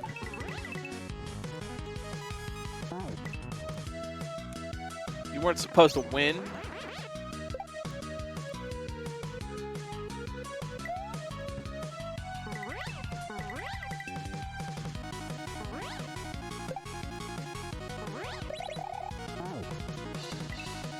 I'm noticing a space where Endless Ascent could maybe make this part a little bit easier for themselves, but they've kind of convinced themselves that that's the way to do it. It can be difficult to question your assumptions, and I'm not saying this to get down on Endless. They're a great player.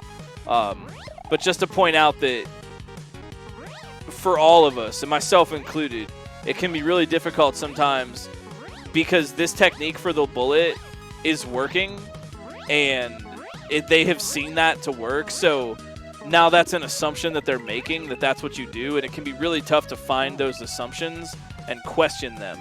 Even if you are trying to ask questions, knowing what to ask a question of is a whole other skill. But don't worry, because all you got to do is go to page 5.2 in the manual and then cross-reference that with the number of bricks on the floor, and then the bricks will spell out well, you know.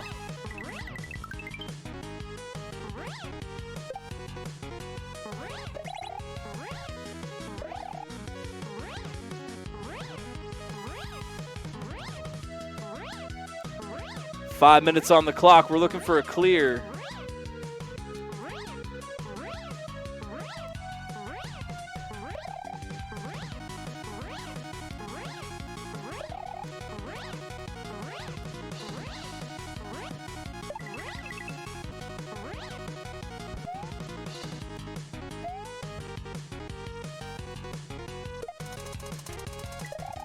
Do you think Koroks smell like really musty, like a wet forest?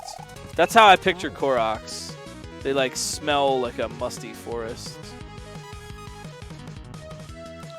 The more consistent strat for that bullet part would be to hesitate slightly and then throw Yoshi in such a way that the Yoshi contacts the rotating block as the bullet is passing over it, and a rotating block activating like that will kill a bullet bill or a sprite. It's a much easier kill than what they're trying to do, which is wait until it gets close and try to jump so that you're like moving downward at the first point of contact. I don't even know what the frame window to get the kill that they're doing is, but it's low. I don't know if it's even entirely consistent. It might be one of those frame interaction things. But yeah, the more consistent strat would be to hesitate and wait for the bullet. Yeah, that's true too, BK. Honestly, the level of consistency with that is actually very impressive. That is a true statement. Yeah, rotating blocks will kill bullet bills. They'll flip shells up into the air. They will activate a sprite that they touch. So they'll flip up a Goomba. They'll kill a bullet bill. They'll do whatever it's just bumping it with a block. That's like the same effect would happen if the sprite were sitting on top of the block that got bumped. It's just rotating blocks can activate from the side.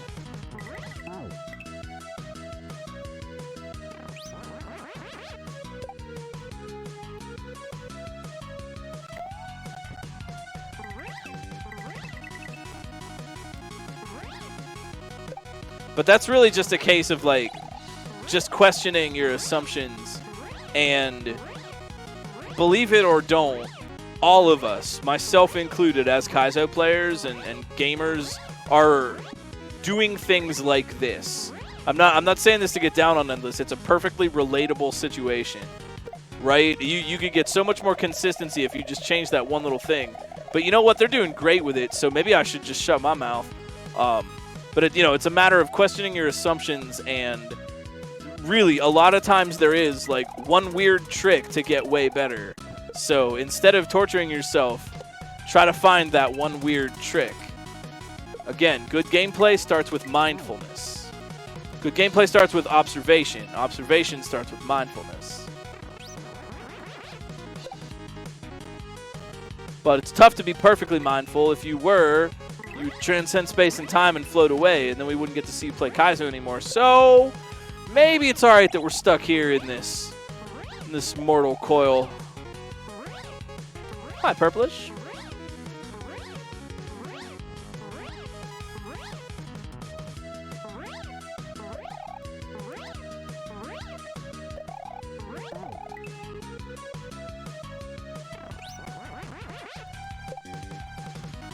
Well, we got about a minute to go. We're in 10-minute overtime here. We might not get some clears, but the racers can keep racing. They keep playing if they want. We all volunteer for these, so we schedule about 2 hours on Saturday where we all sit down and get together and do this. If you want a little bit more Kaizo in your life, go and follow the racers themselves. Hang out in their chat, talk to them, give them some bits, give them a follow, some subs, whatever you got. Everyone's trying to get their name out a little bit, coming out and racing publicly and stuff. So I think they should be rewarded for that. The community supports itself, and really appreciate that. You can check out romhackraces.com. That's our website. And, of course, come back and see us again, not tomorrow, next week, for Boogeyman level. I'll let Dr. No decide where we want to go for a raid. Thank you once again to everybody who's involved with the race. Again, you hear me, but there's also Sojo, Dark9, SQL, Ampersand making the base ROM, Om Nom Nom Nom Nom, Star-Lord, Cherry EV, D to the 4th, and Dr. No helping out with this. Cangrejo, our maker tonight again. Check out Short and Sweet on SMW Central. And thanks for watching. Thanks for making Romhack Races part of your Saturday. For my friends, my community, I usually use Saturdays as a slacker day, so I'm going to hang out and make some sculptures tonight. I'm going to make a Korok and a Thwomp, and just hang out and watch my friends on Twitch. I will see you all over on GC7 channel tomorrow for some more Kaizo. But thanks for being a part of it tonight. Don't forget, you matter. Your thoughts matter. Your heart matters. Your feelings matter. You matter to other people in your lives. You matter to me as human beings. You matter to the internet, someone long word for it. And the people who matter to you in your lives would love to hear from you about that. We know Black Lives Matter, LGBTQIA plus lives matter, Indigenous lives matter, disabled lives matter. You too. I'll see you all again tomorrow if you want to come hang with me. And I'll see you all around the Kaizo community tonight. And I'll see you on Romhack Races next week. You pretty much can't get rid of me. Thanks for hanging out, everybody. Thanks for letting us in tonight. I'll see you all again next time. Peace.